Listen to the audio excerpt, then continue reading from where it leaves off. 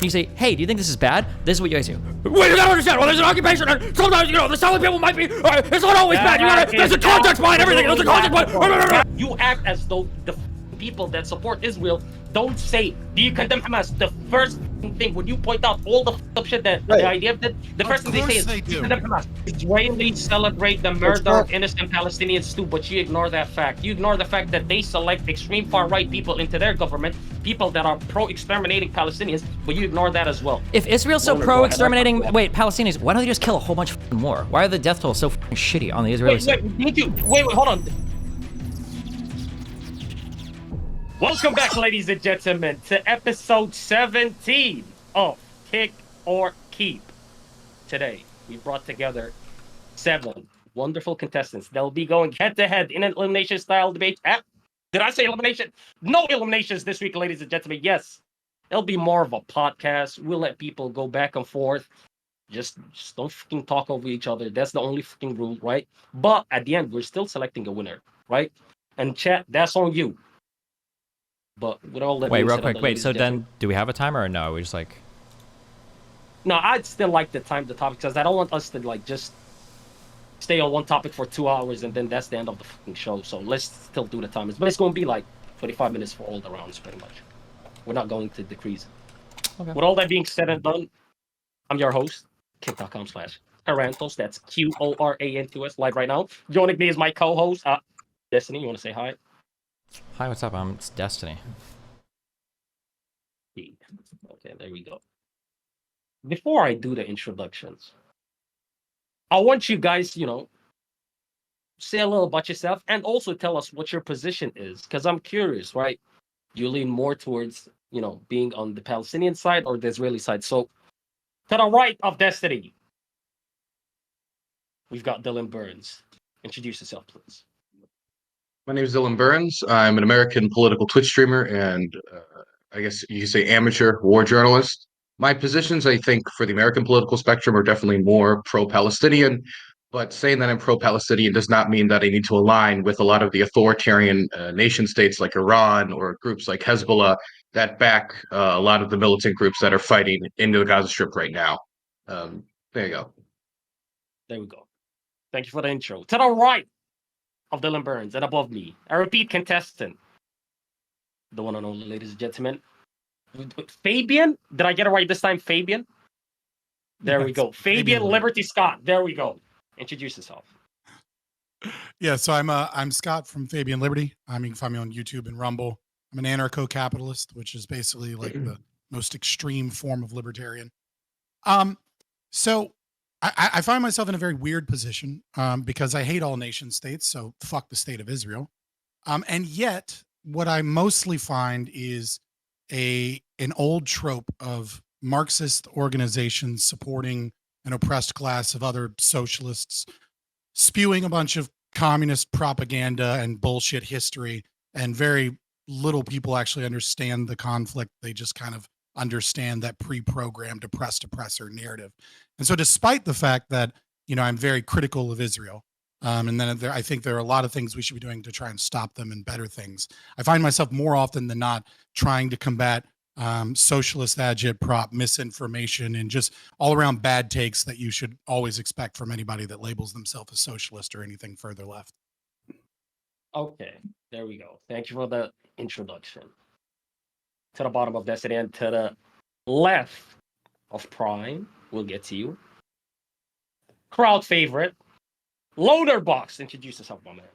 Hey, I'm Loaderbox. I generally lean more towards the Palestinian side, although I do believe Israelis have a right to live where they live now and live there in peace. I think for Palestinians, I think the question is fundamentally, it's not about who has an innate right to what land or tracing back some arbitrary point in history. To me, it's a question of human rights. I think Palestinians have a right to self-determination, to civil liberties. I think refugees have a right either to return or to reparations or restitution. I think they are owed a lot of reconciliation. How we get from here to there, I don't know. I guess we'll figure out in the panel. There we go. Thank you for the introduction. To the right of Loaderbox and below Dylan Burns, we've got Prime. Canes? Which one is it? Whatever you like. Okay, Thanks for having me here. I hope you all can hear me well. Just take a moment to thank my fellow contestants. Hey, Scott, Loner Box, haven't seen you in a while. Tom, I love you. I miss you. SDL, what's up? And nice to meet you, Quibble. And thank you for inviting me so much. So my name is Prime Kai, PRIMECAYES. You can find me on Twitch and YouTube. And simply put, my position is free Palestine from the river to the sea. Thank you. My man. Oh, wait. Below Loner and diagonal to Prime, we've got Ted Kiz. So my bad. Quibbles over coffee. Go ahead and introduce yourself, please. Cool. I'm Quibbles over coffee. I'm broadly pro-Israel. I'm not sure if the question was in reference to what America should do or what Israel should do. In terms of what America should do, we should continue to fund the Iron Dome. We should probably try to, I could list a bunch of different things, but I don't want to do that now. And then in terms of what Israel should do, I think they're going to have to do, unfortunately, an occupation of the Gaza Strip. All right, there we go. Thank you for the introduction. To our penultimate contestant, to the right of Quibbles, we've got SDL. Go ahead and introduce yourself, Mom. Hey everyone, I'm Aiden. I run the channel Stocked on Left, and yeah, I'm pretty pro-Palestinian. I think the root cause of the violence here is the occupation. You don't have to support Hamas to say that. The only way that you're going to see a long-term end to this is an end to the occupation. There's a reason that though Israel has bombed Gaza 5 odd times in the past 2 decades, it hasn't worked. The vast majority of those deaths, something like 80%, are not even military-aged men, much less militants, but not even military-aged men. I think this is pretty close to ethnic cleansing. Just one last stat before I go, 1.4 million people have been displaced here. We bombed Serbia for displacing 200,000. Thank you for that introduction. Last but not least, Tom motherfucking Flu. Bro, why can't I read? Foolery. There we go. Introduce yourself. Yeah, my name's Tom. I go by Tom Fuller Show on YouTube and Kick. I don't know that I'm pro one side over the other. Definitely out of all the people here, I'm probably the least educated on this topic, but I'm arrogant enough to show up for a panel anyways. And so I'm here to solve this crisis with you fine people. Thank you for the introduction. With that, ladies and gentlemen, let's get on with the motherfucking show. So, question number 1. And by the way, let's see. Listen, if you feel the inclination to jump in, you can jump in. You know what I mean? Chilling, okay. It's long form. You know what I mean? It's long form. Is it? Yeah. We don't mind it this episode. Okay. So, following the October 7th attack and the subsequent counterattack by Israel, can violence or armed resistance ever be justified as a means of achieving political goals for either side in this ongoing conflict? Let me start with you, Loner. What's your take on this? Yeah, I think Palestinians have a right to use some degree of violence. It's a military occupation. I don't think that means that you're okay to go and kill civilians in a festival in the middle of a field. I much prefer the kind of like Mandela ANC style of going for like sabotage of infrastructure rather than targeting people, because then you don't have to deal with the problem of having to spend like 100 years reconciling for all the pain and death that you've caused, like trying to end the occupation. Israelis, I think they have a right to go after Hamas. I don't know what proportionality looks like exactly, but yeah, they have some right to do something. They can't just sit there and take it. All right, Fabian, go ahead. And by the way, feel free to cut each other off if somebody says something you disagree with, right? Like, Tom, this ain't one of those. typing. Tom, we can hear you typing, just so you know. Yeah, it's true. Just mute when you're typing, please. All right, Fabian, go ahead. Yeah, so I largely agree, right? I think, justified is a question of is a different question of than what should someone do, and I think we should maybe like separate those two things, right? Like, I agree that like attacking infrastructure, government installations, government employees is something that Hamas, maybe not Hamas, because Hamas has kind of like lost most of their rights, justifiably so. But Palestinian organizations that haven't committed terrorist attacks have that right. But it's not a good tactic, right? Like it's a really bad idea. It's not going to help anybody. And if you're a consequentialist in your framework, we can still hear someone else typing. If you're a consequentialist in your framework, then you kind of have to look at that and go, okay, well, if it's only going to cause more problems for everybody, then you would probably have to say that it's unjustified. So anybody that's saying that it is justified, it's very interesting because I would then question what their moral framework is, because they're kind of proving to not be a utilitarian or consequentialist, and so I'm wondering where they're getting that justification from. But yeah. So I'm just curious, is there anyone on the panel who thinks that it's a good idea or justifiable to attack civilians? It depends on who you define as civilians. This part's very important. Just right? regular, normal Israelis, people living on a Uh, kibbutz. again, you have to define what that means, because we can understand that the settlers are armed, the settlers are attacking and clearing out villages themselves, right? And someone can call them a civilian, but they are not. So they are active participants in this violence. And so if So you're saying, Palestinians were, if the I'm going to answer your question. If the yeah, Palestinians were to attack those settlers, armed settlers who shoot, kill, rape, murder these individuals, yes, it's perfectly justified to fight back. so I just want to be clear. Are you saying, when you say civilian, when you say settlers, are you saying solely the people in the West Bank? Are you saying people in the West Bank, also Israel proper? Are you saying West Bank, Golan Heights? What are you saying?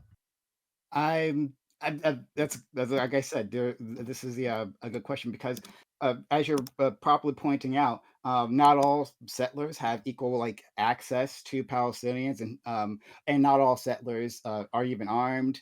This is a spectrum. So I'm not exactly sure where that line is, but certainly the ones who are actively Well, it's a relevant line. You should have an armed. answer to the question of where the line No, is, right? You're no, no, saying, no. Sorry, I'm not going to pigeonhole. I understand a spectrum of violence that's being done here. Some people are doing it more right, but I'm passively, asking whether or not others you're more willing to active. condemn the Hold on, murder of hold on, hold on, children. hold on, hold on. I'll answer your question. Excuse me. So I can Okay. understand that there's a difference between these two. Now, if you're asking me exactly where is the line, no, I don't know exactly where the line is, but there are active militants, settler militants, and they certainly are justified targets. Can I? Yeah, Let but me that's ask. not Okay, to when do you with say being Wait. settlers. Stop. That's to do with them Wait. being. Hold on. Hold on. Let me ask a clarifying question. Okay, just okay. So for the purposes of this conversation, I think all of us can agree that when somebody says civilians, I think all of us agree that we're talking about citizens of Israel that are not engaged in direct military or violent confrontation. So, for instance, I would be shocked if anybody in here was opposed to Palestinians in the West Bank enacting violence on aggressive settlers using firearms to clear out camps. I think everybody in here would probably say there are justifications for that type of counterattack. I think the point of the question was to get more to, for instance, the people that were partying at the festival. Would these types of settlers be okay to enact violence against on behalf of the Palestinians? Stephen, you're incorrect. Those weren't settlers. Those were people in Israel proper. What? Those people were in Israel proper. They weren't in Gaza. I'm sorry. I understand what you're saying.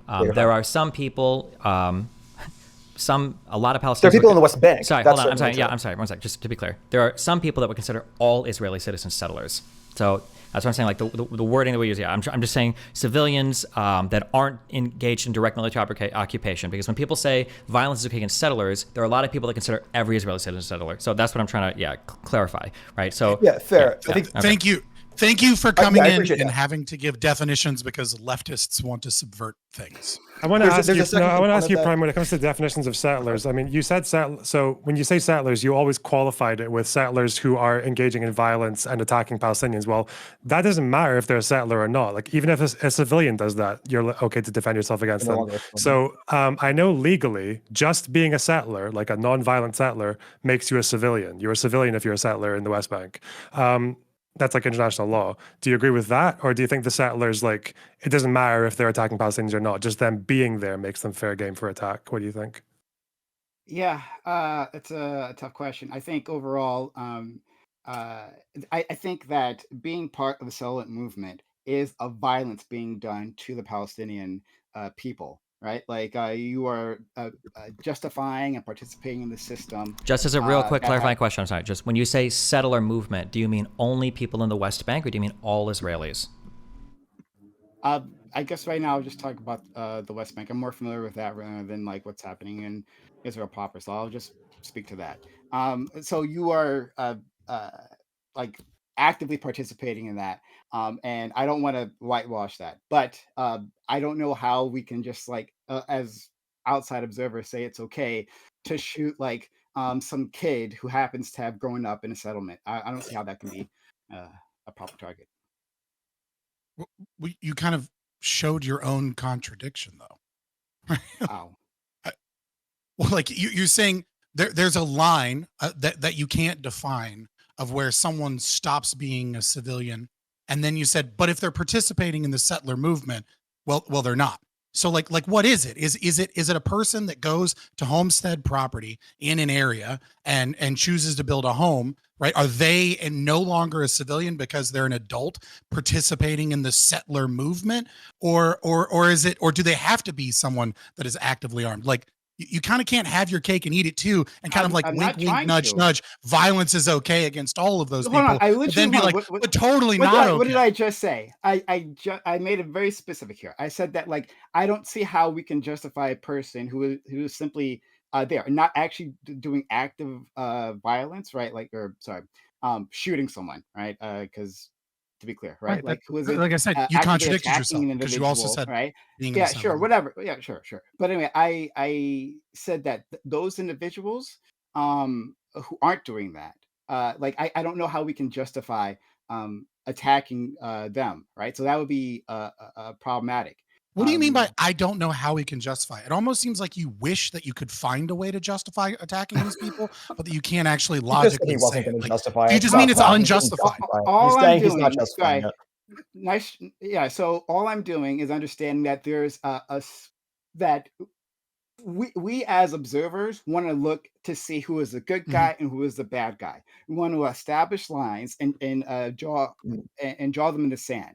I understand that these things aren't true in conflict zones. That there are injustices that happen all the time to various degrees. Some of them might require an armed response, right? And others, it, I don't know, especially for the Palestinians. I don't know what they can do, but that an armed response wouldn't be necessary or justified.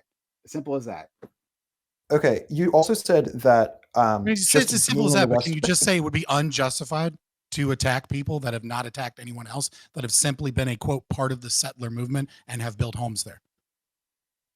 I'm sorry. That would be unjustified to attack those people. Can you just say it is completely unjustified to attack people who have done nothing other than protect their homes, armed people that have protected their homes, but have not actively gone out and attacked any Palestinian people that have just moved into that area? Is it unjustified to attack them? What does protected their homes mean, right? So if a Palestinian, see, this is exactly what I'm talking about. Is that like you can't I'm just sorry, unequivocally say it would be wrong to do that? You won't put no, it's me not in a black and complicated. white line. You can't simply kill won't do peaceful that. people. It won't happen to me. I get you, Scott. I have experience. You in how won't go in a box. Okay, But wait, that won't okay, work hold for on, me. wait. Okay, hold on. Okay, hold on. Just Right, so you won't- you won't say it's wrong. Okay, hold on. So just as a quick thing, okay? The steelman argument for Prime Kai's position is, let's say that you're a bunch of Arabs, you live in an area, IDF forces come in, gun you down, kill everybody, blow your shit up, and then other settlers, under the protection of the IDF soldiers that murdered or cleansed all of the ethnic Arabs that live there, now they build properties and homes and they live there, and then the IDF pulls back. Are the people that are now building houses on the bodies of your dead family members, are they enacting any form of violence, or are they safe despite the fact that they were put there with violence? That's like the steelman version of Prime Kai's argument.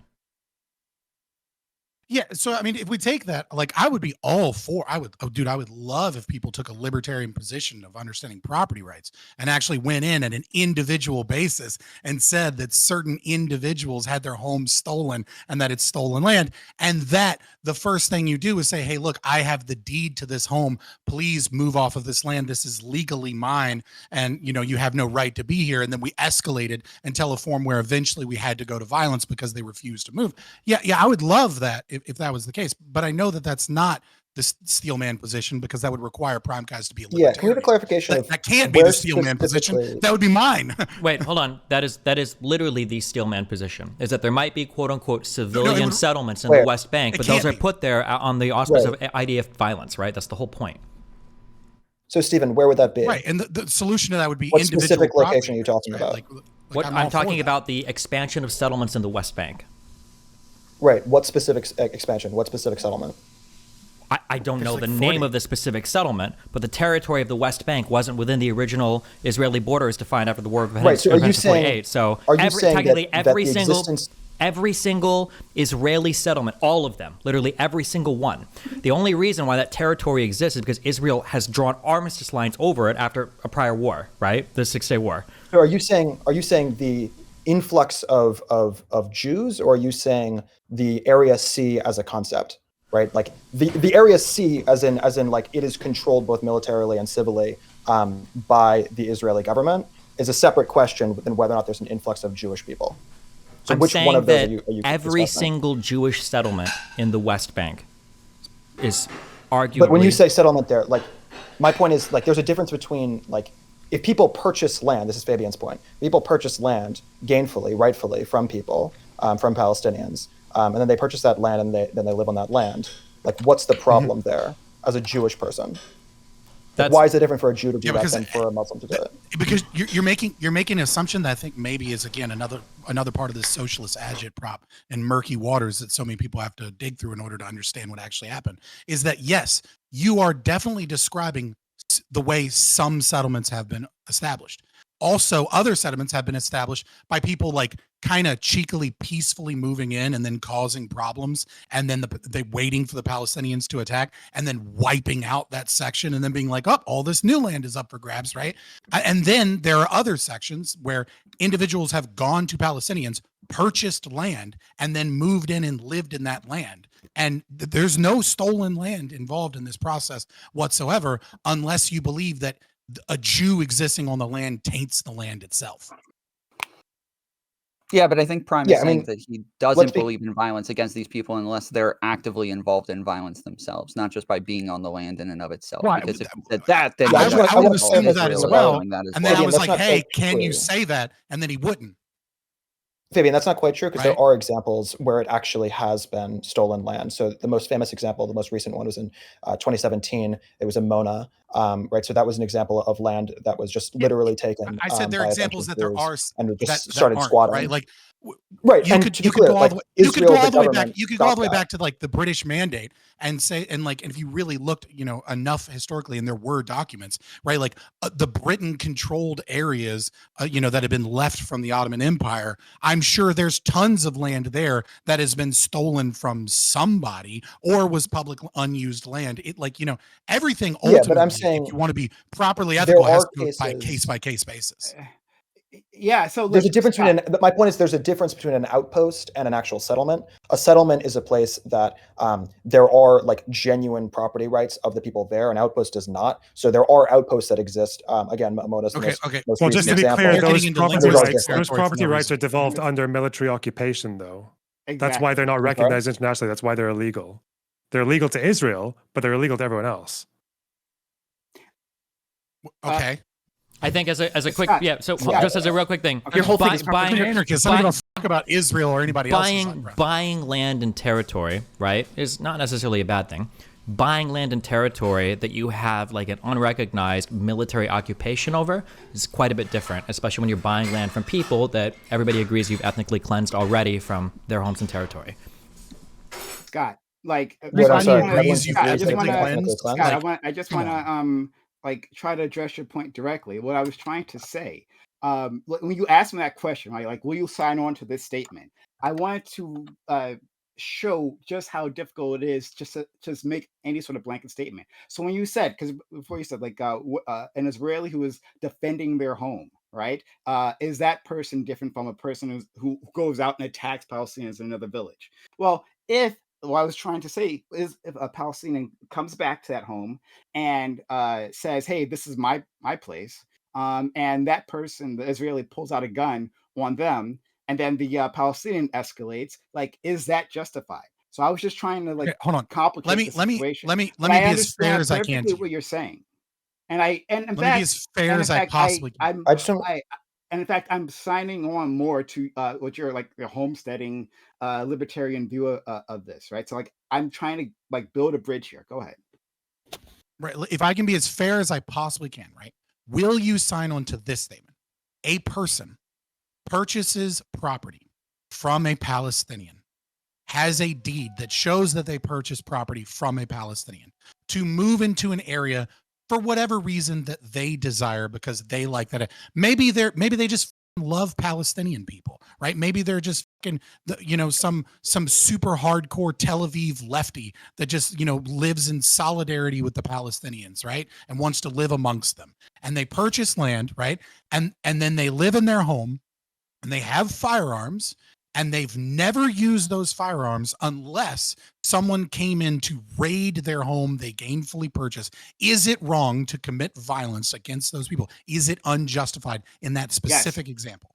Yes. Okay, thank you. So we have at And least that includes some in the case area of where there's some people in the West Bank that it is unjustified to attack by your definition, yes. which means that a blanket attack on quote unquote settlers in the West Bank is not justified. Absolutely. It needs to Do you be think that looked those at people have done individually. something We wrong? need to look at property disputes.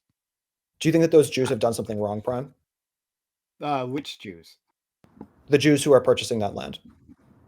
From a You mean Palestinian? the Jews? If you just laid it out from a Palestinian, certainly not. I mean, if a Palestinian wants to sell their land, then yes. I mean, Okay, assuming so it's like if a in market Area price C, and not a gunpoint, yeah. So I just want to clarify: if in Area C, a Jew wants to purchase land and they are a citizen of Israel, you are okay with them purchasing that land?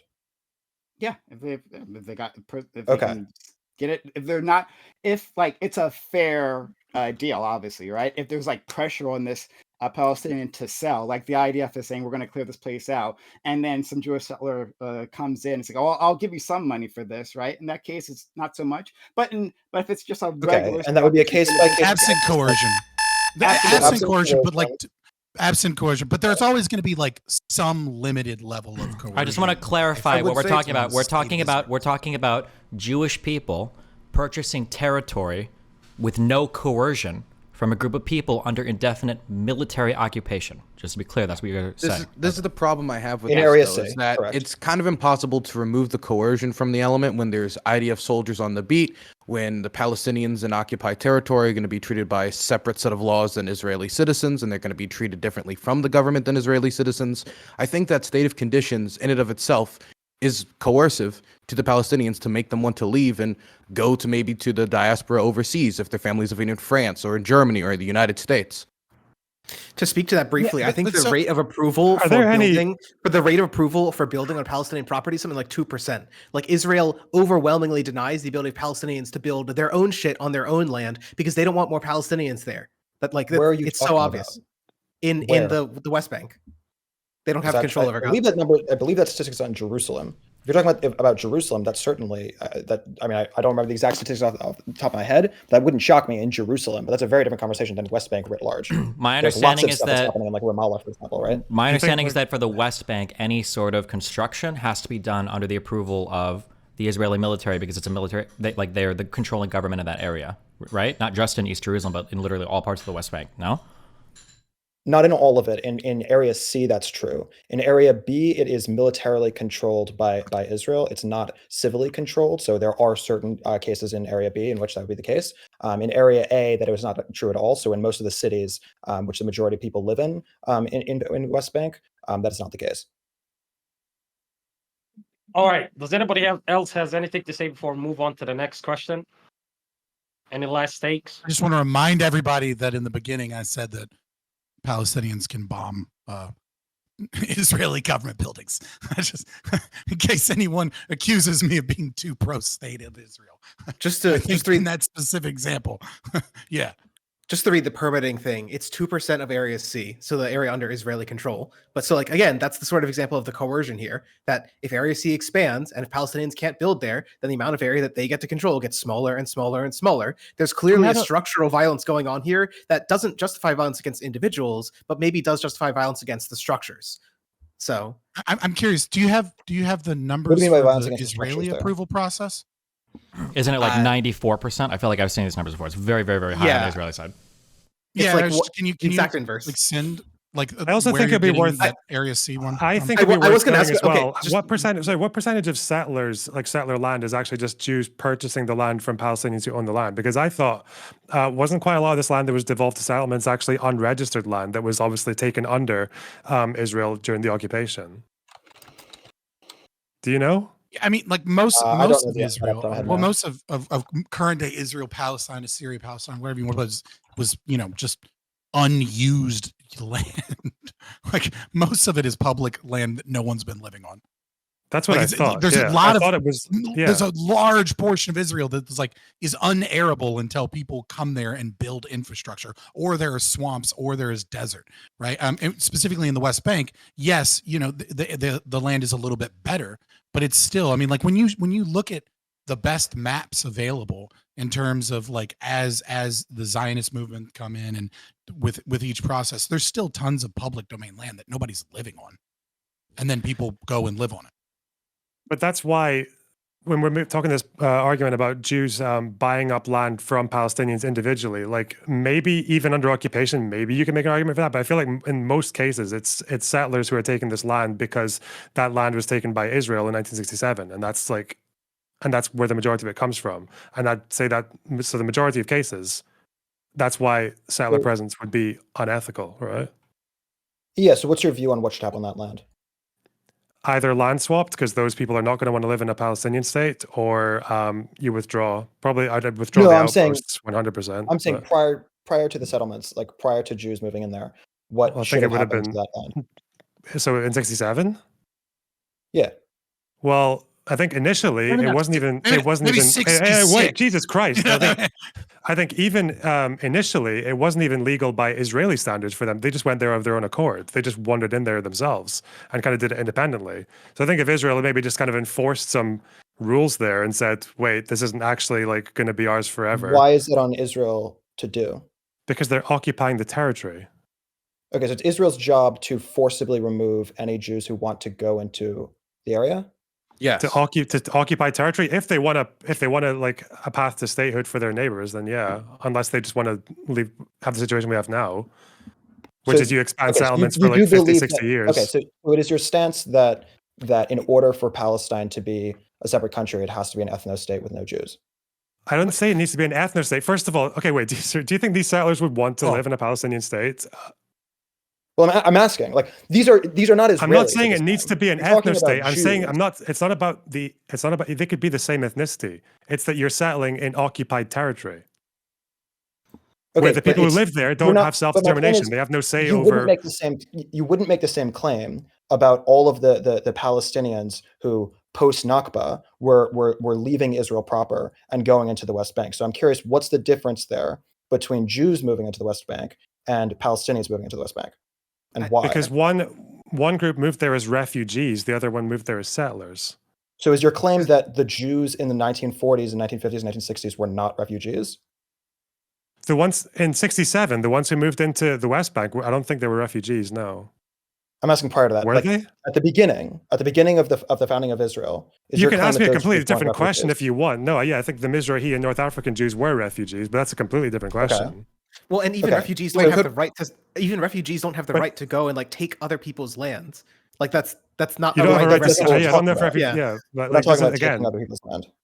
So refugees, I would imagine you have a right to be a citizen in Israel because that's like a country that that wants to take Jewish people. So Why would it be? Why is it such a crazy idea? The idea that an occupying state, while occupying territory, should stop its own citizens or its own people from going there and settling on the territory of the displaced. Yeah, my point is, I During don't like this during World War idea- II, we had the standard in Germany, and we just started having random like American nationalist colonies all across Germany. We would expect the American government to expel them. The point I'm or trying when to we make is I don't occupied like the Iraq and idea that Afghanistan, would it have been Jews- okay for me to just go in there and like set up a The little point, tent? the and- point that I'm trying to make is that I don't like this Obviously idea not. that Jews are by definition Israeli. That's a bad idea, right?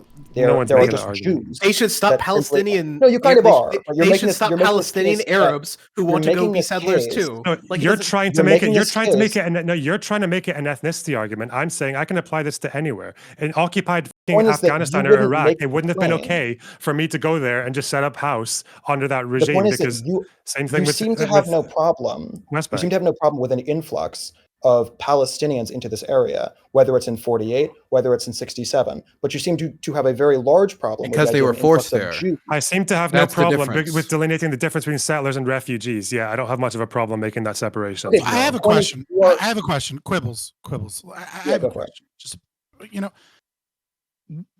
there seems to be. I'm trying to understand. Is it an anti-Semitic thing? And I'm not accusing anybody here of anti-Semitism. Just more kind of like a broad cultural thing. Is it an anti-Semitic thing, or is it a timeline thing? Like a certain distance in terms of time?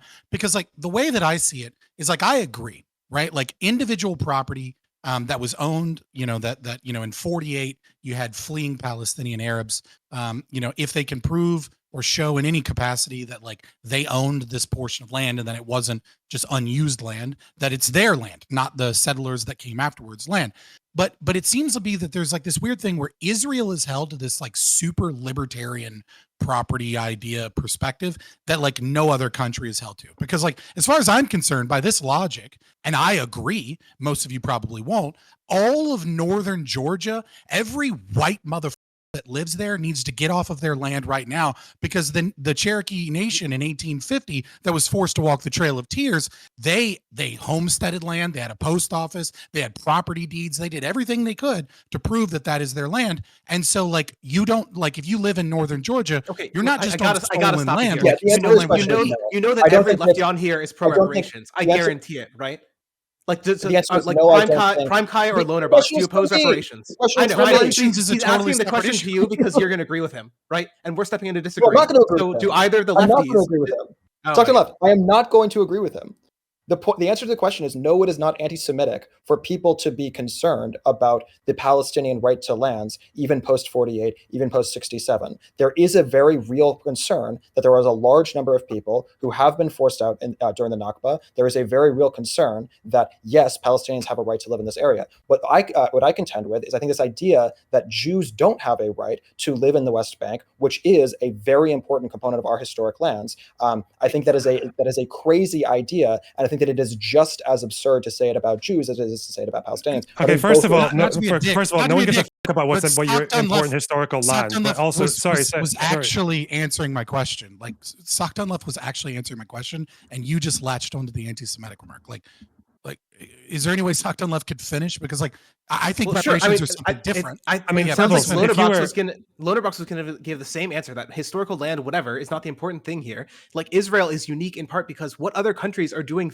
settlement like Israel? Part of the reason that we talk about it this way is it's so rare nowadays. A lot of settlements like this died in 1960 during decolonization, but Israel's didn't. Israel's has been going on for another 50, 60 years. That's why we only talk about Israel in that sense. People did talk about stuff like this, about like French colonies and British colonies in random far off countries where they set up their own little tiny ethno state of British only or French only, and they get to run the whole country from there. Yeah, like that. And I just Also, as like a quick, obviously as a quick, obviously as that's a quick, wait, hold on. substantively different As a French colonialism. well, hold on. Just as a quick thing, I'd like to throw in here too. I also think it's okay. We can meaningfully talk differently about the Palestinian peoples, because while the rules of the world might have been like conquest and conquer and take the territory, in I think it's 1945, like the UN has an official charter that a whole bunch of countries around the world signed on to that actually like explicitly gave people the right to self-determination, for people to live on land and to exist there in a way that like the Cherokees or native people in North America didn't. So I think it's worth speaking in a world where all of us try to abide roughly by international law. The UN Charter explicitly in Chapter 1, Article 1, whatever, like explicitly states for people to have a right to a self-determination as people in a land. So that would make it a little bit different than like North American stuff. All right, hold Yeah, on. but it Hold on. sounds like Quibbles, the- wait, Tom, hold on. I want to shift gears slightly. Okay, we've been on this topic for a bit. On the same like sort of topic, I want to ask you guys this, right? Do you believe in a two-state solution?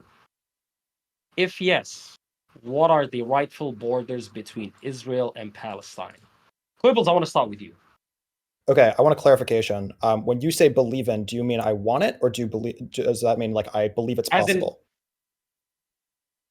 I wouldn't say want it. Whatever as in, you but, want like, it to do you think no no? Do you think that would be the best solution if there would be two states? I think the Yeah. best solution to try to get to in the period of the next 40 years is eventually to have Gaza be an independent country, have much of the West Bank, but not all of the West Bank, be an independent country, and have particularly the areas that are closest to the border of the settlements folded into Israel proper, and have that be a third country.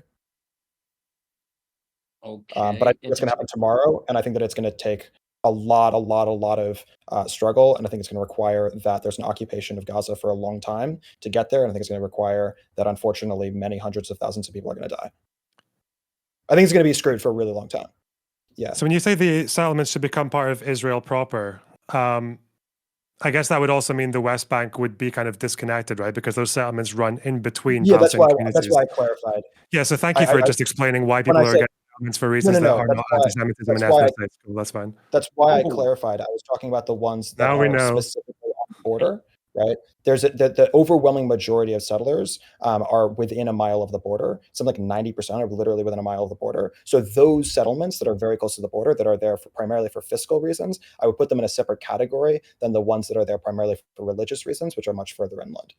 I don't know. So even in Camp David, these settlements then running between communities were prevalent enough that it would have kind of disconnected the West Bank. So I can't imagine a settlement now would not include that, though, unless you wanted to dismantle some of them. The answer is that there's going to be some number of Jews that are folded into that Palestinian West Bank, and there's going to be some number of Palestinian non-Jews that are folded into Israel proper as a result of this. This is going to be complicated. There's a reason it's going to take 40 years to get to it, but I do think that that's the closest to a reasonable solution that I can think of. And again, it is not happening tomorrow, and again, it's going to be incredibly bloody to get to it. So I would say two things. The first, the only ethical solution that doesn't violate anyone's rights is that the state of Israel, the nation state of Israel, dissolves, and that private property rights and anarchism is given to everybody. But kumbaya, la la land, and utopia, right? So I would say that a proper, a better situation tactically towards reestablishing property rights would have to be a two-state solution, much like was offered. I would say 67 borders is probably the closest we'll get. I'm going to just disagree with many of the pro-Israel stands in terms of the West Bank areas. I think those should be under the Palestinian Authority, and most of those people will probably have to flee, because when you have a majority Muslim country and you're a Jew, you can pretty much expect that that they'll kill you. Can I ask you a quick clarifying question? Because I'm actually not sure. When people say, just as a quick question, I'm not sure if you guys know this. When people say 67 borders, do they mean like 48 borders, or do they mean like post 6-Day War borders? Like, what are they talking about when they say pre-67 borders? Pre-67. Okay, gotcha. Just make sure. Okay, gotcha. Yeah. Sorry. So 67 borders yeah. So I would say that, as well as like what was offered in 2019 to the Palestinian Authority that they rejected, which is 67 borders and joint control over all holy sites in Jerusalem was offered, and so has been offered multiple times, I believe. And so like that, I think that's probably the best deal. Yeah, the 2019 like perfect deal or whatever. That was just Trump never got to talks. The Trump just never went to talks. Yeah, the Trump deal. They just immediately were like, no. Okay, everyone Google the map for the Trump peace plan, and ask yourselves why the Palestinians weren't interested in that. Just Google the map. Am I incorrect? Well, that it was, have you seen them? The Trump deal was 2020, but there's a good reason Palestinians were never going to accept this, right? Have you seen the map? People literally. It looks like someone just like flicked paint on the Israel map, and you've got Palestinian territory, right? People have literally posted memes of like subdividing California with Vision for Peace up top because of how it is, where you carve out like the top, the 8 red counties in California, and it looks the fucking same. Well, it's a joke. One of the things that I find a little bit frustrating. So what I'm referring to is before a map, before any deal, before anything was put forward, right? Trump said, well, I don't know that it was Trump specifically. I can't remember exactly who it was, but they were speaking about 67 borders and joint control. And then the Palestinian Authority, without ever seeing the deal, said that they needed to reject it. Just as a quick thing, because I just looked this up real quick, just as a real quick, looking up the borders that were proposed for this, the amount of territory here allotted to the Palestinians seems significantly less than what existed from 48 to 67, and it looks like the Palestinians weren't even consulted when it came to doing this proposal. So it's not surprising that anybody would. Yeah, it was an untenable solution. It's a hilarious one. Regardless, the 2019 deal is not is not the When we point look of what at I'm maps, saying. Like I'm just every saying deal since- since I Geneva will is brought just it say- up. total That horseshit. was- Would never happen. That was the Yeah. deal. I That will was the say, so Britain there's a deal. couple of things. Yeah. The first I thing, have no problem. Wait, Please, hold without on, interrupting, real quick, let me Fabian. just take this L Fabian, publicly. Fabian, 1 second. Just- Quibbles will stalk it. Let him finish, and then you could go ahead. Quibbles, go ahead. Okay, there's a couple of things. The first thing that I will say is that the idea of having, I mean, this is exactly what Leonard Box was saying earlier, and he's totally right about it. The idea of having these territories that are not actually connected is a really dangerous idea. This is why I think that the idea of Gaza being the same country as the West Bank, I think is just untenable. I don't think it's a good idea. But the second component that I do think is worth pointing out is that when you look at maps like this, it's very similar to like the Electoral College. Republicans will constantly look at like an Electoral College and be like, "Ooh, look at the whole thing is red, right? Except these tiny little cities." Well, yeah, but the cities are blue, right? So like similarly, well, yeah, if you look like at a map like that, what it's saying there is the majority of the areas that people don't live in are going to end up being under Israeli control, which makes sense from a military perspective, because from a military perspective, that is somewhere that you're able to shoot off rockets from. And so it has a lot of military implications, but has very little implications in terms of the daily life of many of the people who actually live in cities. Is there anybody who thinks that the West I Bank don't and support Gaza this. should be one state while separated like that? Say it again. Is there anybody who does think that the West Bank and Gaza should be one state while separated like that? Yeah, that was what the Trump peace bound was. Yeah, that was up until like this month the broad view of a lot of people. It's very recent that people believe that Gaza and the West Bank need to be considered to be like separate things. That is not something that either the Palestinian or the Israeli side were in support of up until this month, and that's pretty remarkably changing. I'd not heard other people talk about that until this month. What is the three-state solution gaining traction amongst politicians in Israel and Yeah. Palestine? I would say Well, so. I mean, Like, I certainly- figured that they were going Oh to my redraw God. borders to where they would Solution actually gaining connect traction in amongst some I would way, say- or Yeah, that they so- would be. Well, yeah, senior Israelis are talking about just kicking all the Palestinians out, and they've drafted up plans So, and hold on, costed I it just- out. But hold on. that's the plan that's rising Hold in on, their I- minds. So Or that. real quick, I just wanted to go back real quick. I had not looked at a map. I had only read from sources without looking at a map. I was wrong. I just wanted to publicly take that L because I don't want to bullshit, and if I'm wrong, I'm wrong. Right? That's all I wanted to say. Continue. Sigma.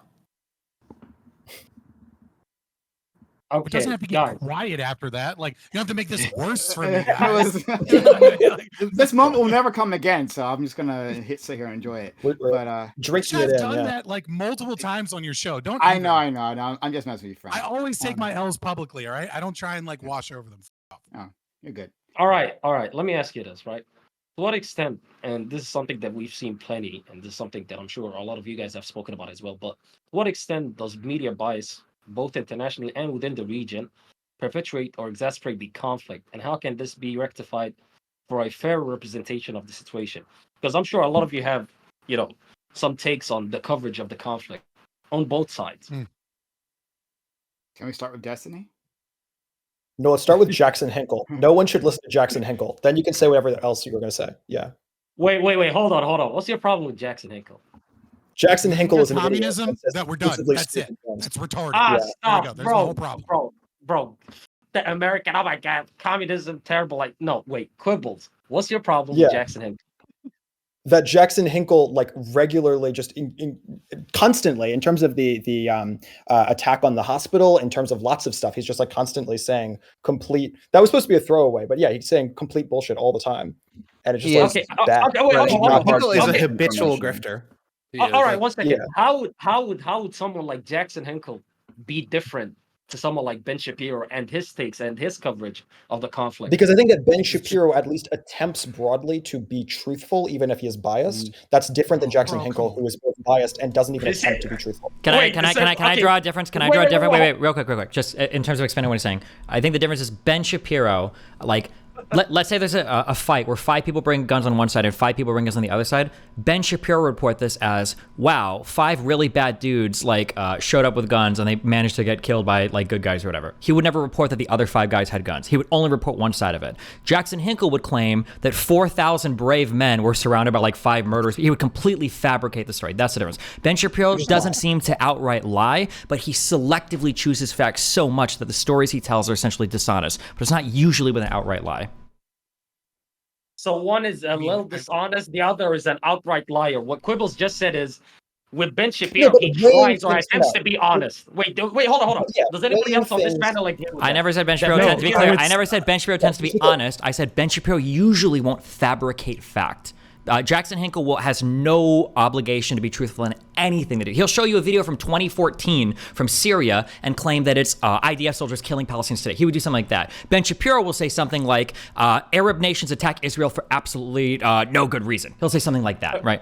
Ben Shapiro would also say there's 40 beheaded babies and provide absolutely no proof. But Loner, you wanted to talk about Quibbles and his take that Ben Shapiro is more honest and wouldn't lie as Jackson Hinkle would. Ben Shapiro does lie sometimes. Jackson Hinkle lies all the time. That's all the difference is. No, but just one last note on that. And Jackson lies with a lot more impunity. Yeah. Hinkle is also He does a lot more openly maliciously, a too. grifter. Like he went from being like a Warren stan in 2018. He was an ML in 2020. He was a conservative communist in 2022, and then he went on Fox News and was promoting George Soros controls the world. There's a deep state run by the FBI with George Soros conspiracy theories. The guy is like either insane or a grifter. Like those are the two options. Yeah, like there's a fine line between like. Prime wanted to insult Destiny. I want to hear about that. We're done with Jackson. To be fair, that's not. Prime wanted to insult our grift. Like the far right fascist is like barely indistinguishable between the tanky. Let's be honest.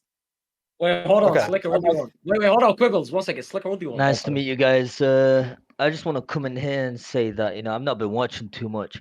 But I gotta say something. I'm a threat. I am. I'm not trolling here. I'm not messing up. But I feel like I'm a threat to society. And you know why? I don't know. I don't know you guys. One second. Let me just put you guys up.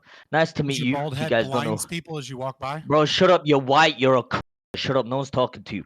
Okay, but I want to jump in straight and jump in. I want to jump in and straight talk. I want to talk and say some things. Right. Number one, Destiny. Destiny. This is you little cook. Look at me, baby. Now, let me ask you a question, right?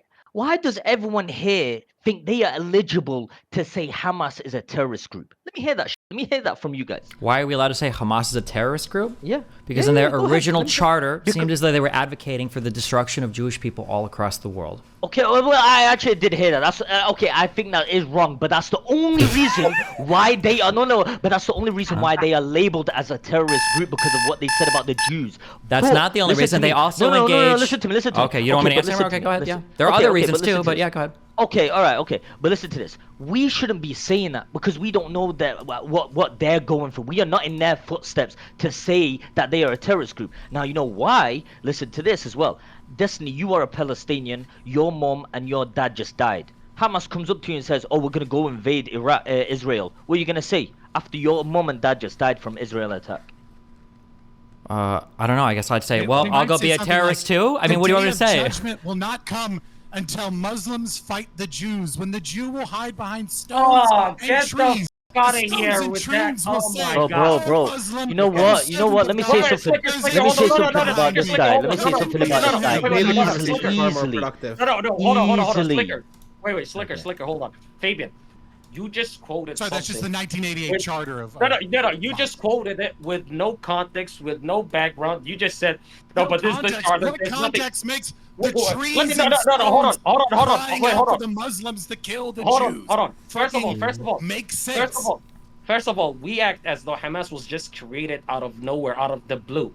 First and foremost. No, I don't. Yes, you fucking do.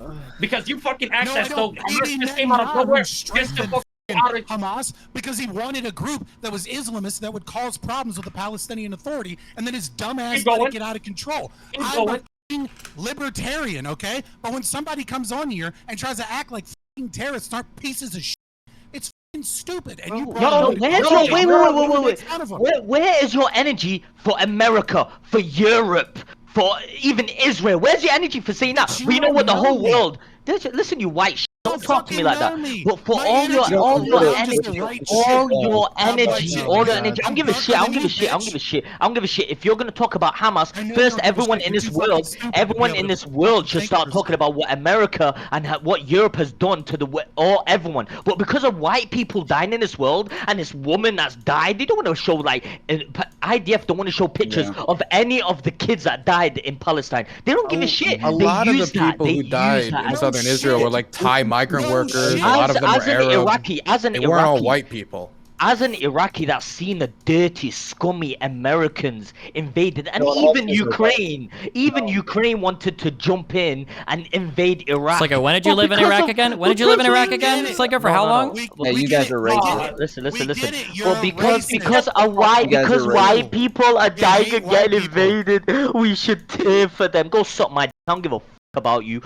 You. And if you think Hamas is a terrorist, just look at yourself in the mirror, because you're living in a terrorist-ass country.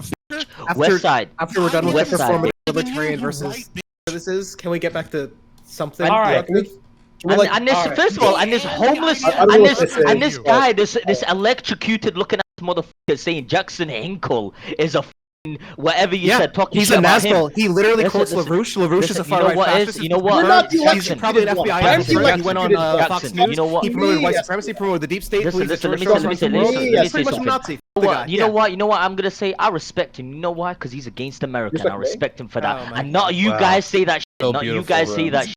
You don't see that All shit. right, Any all right, motherfucker in this all right, world bro. that talks shit about Jackson Right there. Hinkle, you ain't promoting or helping anyone in this world other than sitting here begging for money like That's Destiny, true. just That's trying a to really farm good this point. Can you point to which causes All right. Jackson Hinkle has promoted? Can you point to one Okay, well, Palestinian all right. charity? Listen, Let's listen, not listen. fucking No, just real drag quick. this Name on. At the end of the Hold on, day, hold on. at the end of the day, the SPL, charity No, just is name the one. charity is. Stop pivoting. Stop pivoting. Name one thing that he's actually promoted for the benefit of Palestinian people. Okay. Besides posting on Twitter, name one concrete thing. And that he asking for promoted. $3 Bro, the donations. charity is of him I'm not exposing saying the the world, $3 Oh him my God. exposing Oh, he's his the own charity. government. He's the Bro, charity. he could die from this retard.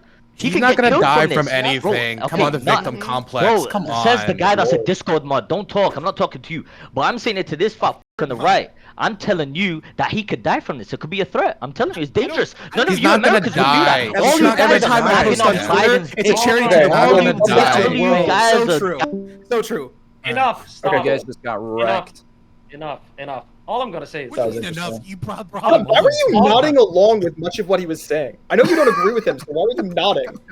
what I'm going to say is this: when somebody labels Hamas as terrorists but fail to recognize the IDF and what they've done in Gaza, what they've done to Palestinians, and refuses to acknowledge the war crimes that were committed by the Israelis, you know, I can't really take you that serious. If you were to look at the IDF and think to Who yourself, did that? you Who know did what? that? Just as a You know quick what? thing. Justified. Who did that? Wait, hold All on, the wait. Just as a quick thing. Just as a quick thing. Q. The reason why people have an issue with this is here's what it looks like when you go to 95% of Western people and you say, hey, here is some irrefutable evidence that the IDF was shooting civilians at long range. They killed civilians for no reason. Do you know what 95% of people say? They go, that's really fucking horrible. Those soldiers should be punished. Here's what happens when you show videos of, you know, like murdered, broken, German girl bodies being thrown around trucks, being spit on, okay, by Gaza City inhabitants. And you say, hey, do you think this is bad? This is what you guys do. Wait, you gotta understand. Well, there's an occupation, and sometimes the selling people might be. It's not always bad. There's a context behind everything. There's a context behind. That's the issue. That's why people have an issue. That's why people have an issue with the. Okay, you can keep talking about it. That's the issue. That's the reality. That's the reality. Okay. That's the reality. That's the issue. That is the issue. No, hold on. Who Flip did it. it? No, wait 1 second. Who Who the did fuck it? talked over me? You Wait, made a stop, claim. Fabian. Who did No, it? Fabian, stop. Fabian, stop. You act as though the fucking people that support Israel don't say, do you condemn Hamas? The first thing when you point out all the up shit that the IDF did, the first thing they say is, they do you do. condemn Hamas? You People condemn say Hamas. that because people you ask that actually- because it's a layup. That's why people There ask have it. been Jewish terrorists in the West Bank. If you asked me to condemn them, I would immediately condemn them and we would move forward. It would take literally 15 seconds with that. Okay, It's let- literally, let me I speak to saw that. all over Twitter, all of these lefties that were like, hey, white people, do you condemn this mass shooter? And we're like, Yeah. obviously. Yes, Yeah, we do. Because And then it's we like- move condemn forward. Hamas. like, So let me I'll speak to say- that. Former Prime Minister. I'm muting everybody. Shut the fuck up. Shut the fuck up. Don't speak over me, you cunts. When you act, right? When you act as though all Palestinians support Hamas, all Palestinians are extremists, but you turn a blind eye. Shut the fuck up when I'm talking. Let me finish what I'm saying. When you look at the Israeli government, hold on. No. Well, you just acted as though all Palestinians and all people that support Palestinian No, I liberation. didn't. Nobody said that. Q, you're fighting. You're Yes, you boxing did. shadows Yes, right now. you You're did. fighting ghosts. That's what you just did. That's what you just did because you're like, yo, when it comes to us, we condemn all people that fucking do extremist acts. We condemn them, but you guys say, what about Israel? These Why people are are you talking about me and These people Destiny? get to do this. You literally just said this. You can't gaslight me, you stupid. Number one. Number two. Q. This is hold on. This is the difference. When America, you will. Okay, listen. When America does stuff like Abu Ghraib, people are ashamed. They hide it. When it comes out, not only is the entire world looking at the United States, which is crazy, the support in the United States for foreign wars falls off a cliff. Okay, when Hamas abducts, burns, beheads, murders, and rapes people and brings back their villages, the Palestinians there cheer. It's a big difference.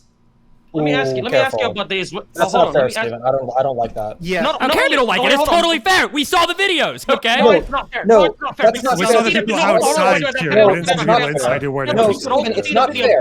It's not fair. It's not fair. And the reason it's not fair. Quibble, stop. Quibble, the reason it's not. Okay, go for it. Stop. You could also see the videos of the Israelis celebrating the deaths of innocent civilians in Gaza. You could see those videos too, but you don't talk about that. I'm sorry, wait, which ones? Wait, which videos? The government is leaning extremely far Karantos, right. which videos? Karantos. People are pro-exterminating. You just make shit up. Okay, yeah, there you go. How am I making it up?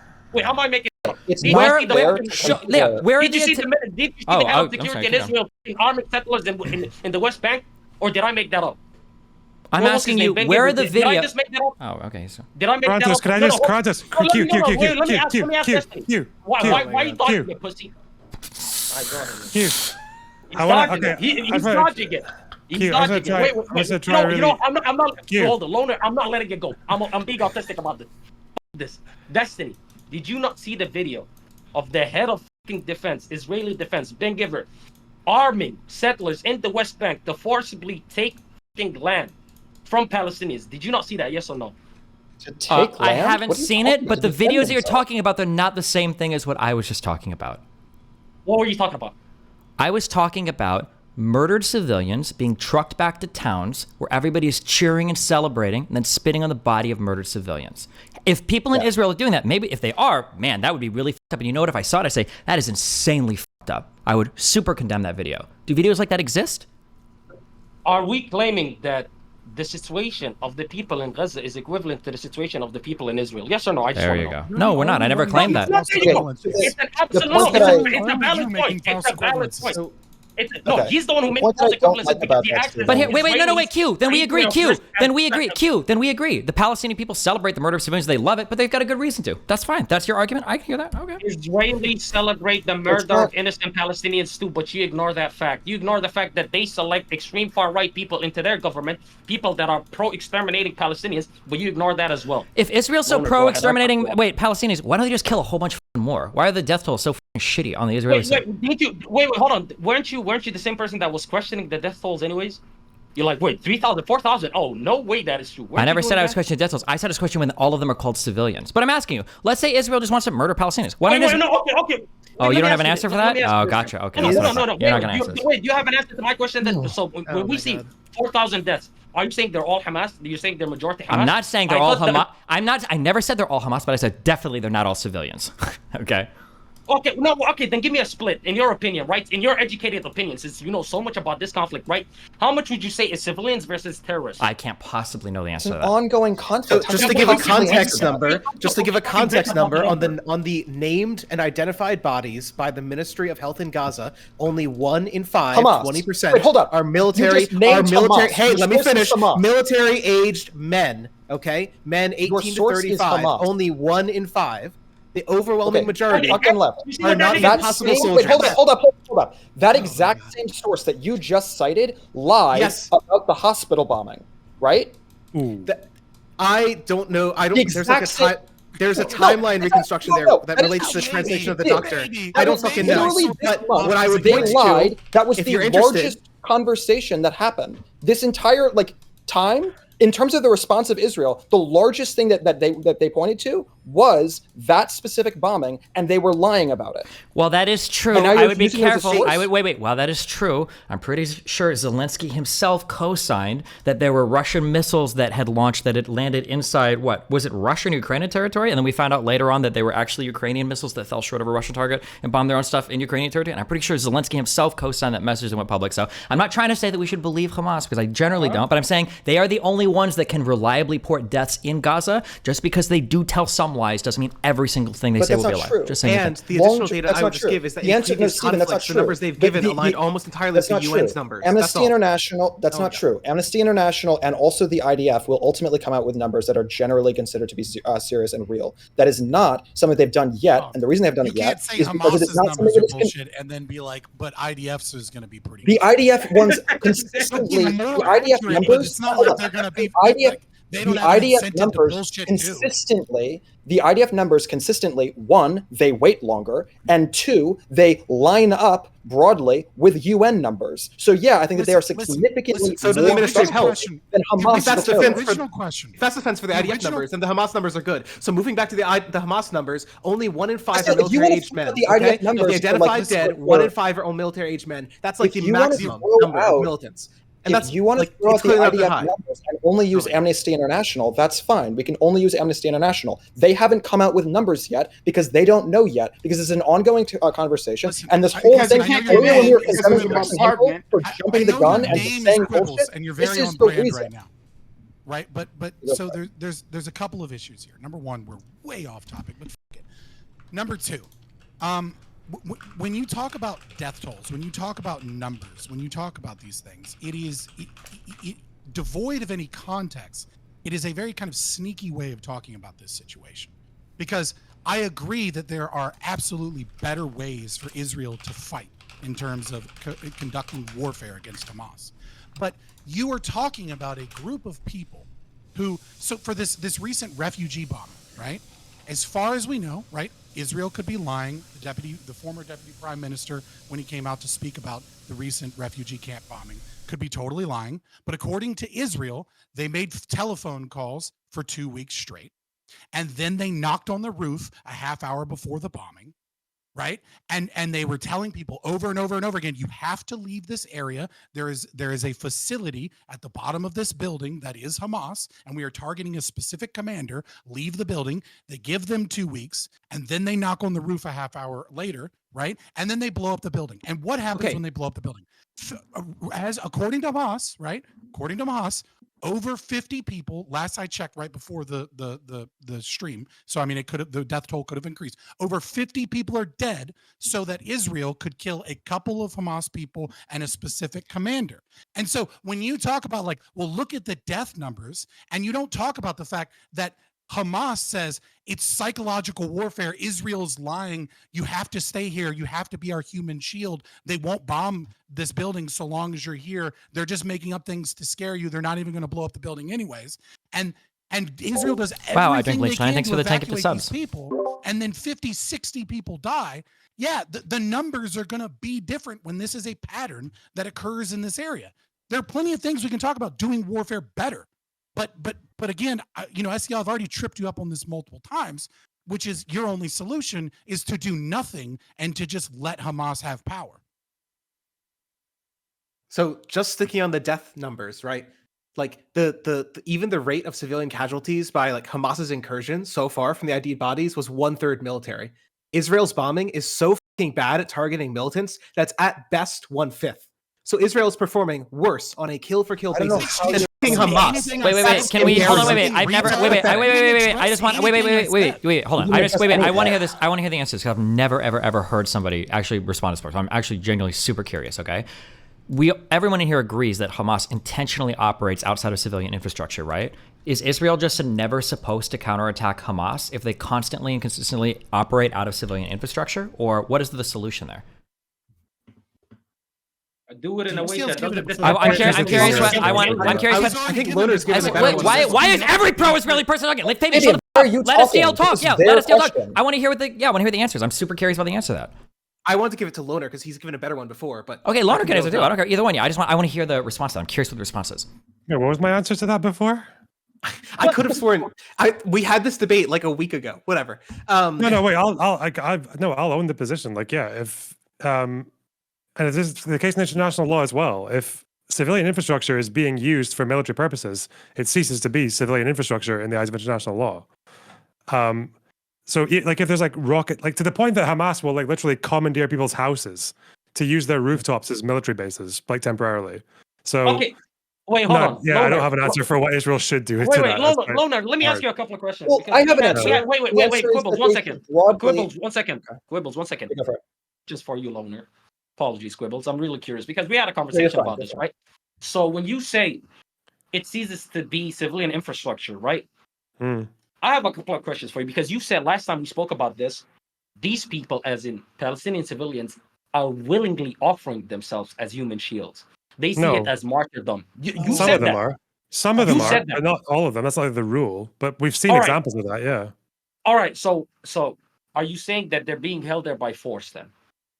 It's a Yeah. dictatorship, Well, of if course. they're being commandeered, yeah, the house is being commandeered. That means they're being held there. Yeah. So okay. That So election let's is hold 20 on. Let's build up on this, right? So they're being held there by force by Hamas to be used as human shields Israel. against Israel, and then Israel looks at that and says, "All right, you're being held there by force. You're pretty much a hostage. We'll still bomb you regardless." That's why they On knock. what? On what? They're- Oh they my God! literally Thank you for invented the knocking. knock.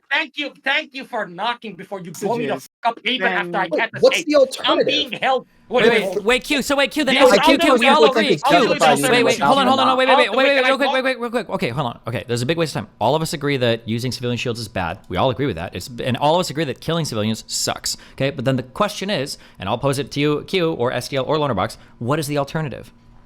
The alternative is getting to your targets in a way that doesn't disproportionately kill or harm innocent civilians. So do That's you how think? I have Wait. What Okay, is- I just want to build on that. I want to build on that. Wait. Invention. Wait, quick. I just want to build on that. Wait, hold on. No, it's not space station. I just want to build on that. Okay. So Q, then are you co-signing an IDF ground invasion to Gaza?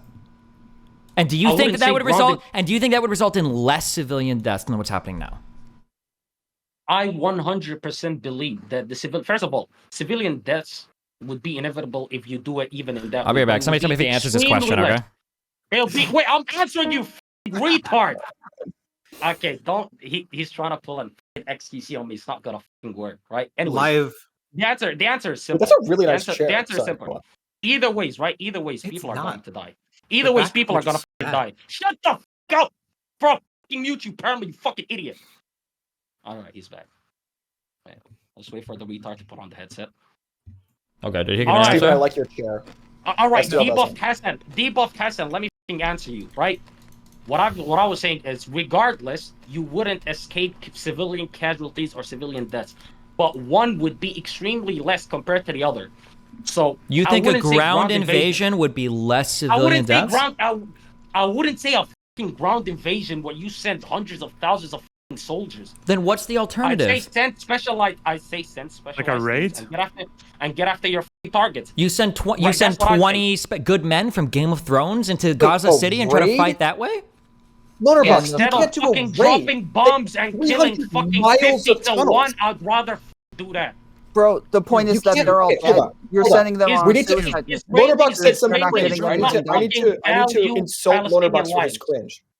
What? Lonerbox Okay, said real some quick, cringe. Real quick. You said What that did they I should say? just do Real quick, like real- yeah. You said that they should just do individual individual attacks on individual locations, right? Okay, I don't know if you're like autistic, but I said it like it was a question. I asked a raid because it sounded like it was Oh, a I'm sorry. karate I'm sorry. thing. No, let I'm me sorry. let I me apologize. let me clarify a few bad. things, right? So It's all right. the problem is that and Q, and I'm not even trying to be insulting to you. I promise, right? Like Don't a lot of worry, people don't worry. have like It is watched. what it is. They haven't been in the military, or they don't have a lot of military knowledge, right? Or know a lot of people in it. So a lot of times people's views of the military is made by Hollywood, and or like successful raids by the Navy SEALs. So the first thing we need to understand is that like America's Navy SEALs, Green Berets, Marine Force Recon, like these people are some of the are a very small, efficient groups, and they're some of the best in the entire world. And even though IDF has its own SF, they don't fucking compare. Now, Israeli intelligence is okay, right? Israeli intelligence is pretty good compared to U.S. intelligence, or at least what we know. But here's the problem with that concept: is there's really only two ways to do a non-ground invasion where you raid specific areas. So option A is something like Mogadishu in 1993, and we saw how successful that was, which is not fucking at all. Right? Yeah, we killed you niggas. You know, trying to do several raids in an area, and trying to go door to door, going through like the fatal funnel of fire. IDF is basically going to lose everybody and have a lot of unsuccessful missions, and they're not actually going to be able to get their targets, right? So they're just going to throw IDF soldiers to the wolves and get killed. And they have to go in a very large force in order to do that, because you're talking about a very densely populated area, right? You can't just, it's not like Osama bin Laden in Pakistan or something where you're like taking people by helicopter in the middle of nowhere. And yeah. Right. You can't do that like the Navy SEALs did. So all right. Wait. That option 2, which is give me a solution. Then give me a different way. The solution is targeted strikes on buildings that you believe Hamas is operating out of. And if civilians aren't allowed to leave, then that's on Hamas. That's exactly what Israel's doing. I don't know. There's a better way right now. I've stated that what the type of warfare that Israel commits, I think, is likely the most ethical form of warfare that we see in the world. And yet there is something that I think Israel absolutely should be taken to task for, and the United States should be using whatever soft power it has, especially in the UN, to try and force this, which is that forcing people to southern Gaza, right, where they have limited resources, limited water, and then Hamas moving installations into southern Gaza. They're ping-ponging refugees into areas to be bombed within Gaza. Fabian, it is completely unethical. They need to be setting up blue zones. No, listen. No, I'm going to finish this. They need to be set up. Nope, I'm going to finish this. They need to be setting up blue zones within Gaza or refugee camps outside of Gaza if they're going to go on an intensive bombing campaign followed by a ground invasion, so that refugees, at the very least, it may not be the best place, it may not be the greatest place, at the very least they have a means of not getting bombed after they get cleared. Because it has been true before the October 7th attack, roughly 85% of people that were in this quote unquote open air prison were able to get passes to leave Gaza to go to work. Fabian, can I just ask a quick question? Can I just ask a quick, wait, real quick. Can I ask a quick question on this? Wait, just a super ultra quick question about this. If Hamas won't let people leave buildings that are getting bombed, why do you think they would let people leave to go to refugee camps? So it's not a matter of whether or not Hamas will let people leave. I understand what you're saying, and that there will be people that will ideologically stay there, and there will be people that are forced to stay there.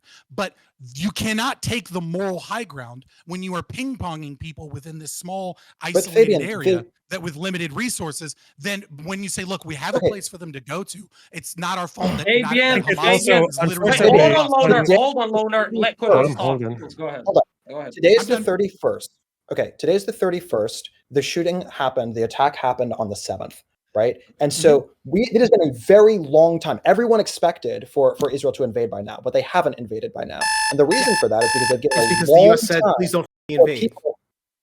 Okay, the reason is that they've given a long time for people to move south so that they can have an invasion specifically of the north. Why do they have to attack the north specifically? Because that's where the tunnels are. There are 300 plus miles of tunnels in Gaza, and so given that they're not going to be able to have an attack against Hamas. They're not going to be able to ever probably destroy all of Hamas.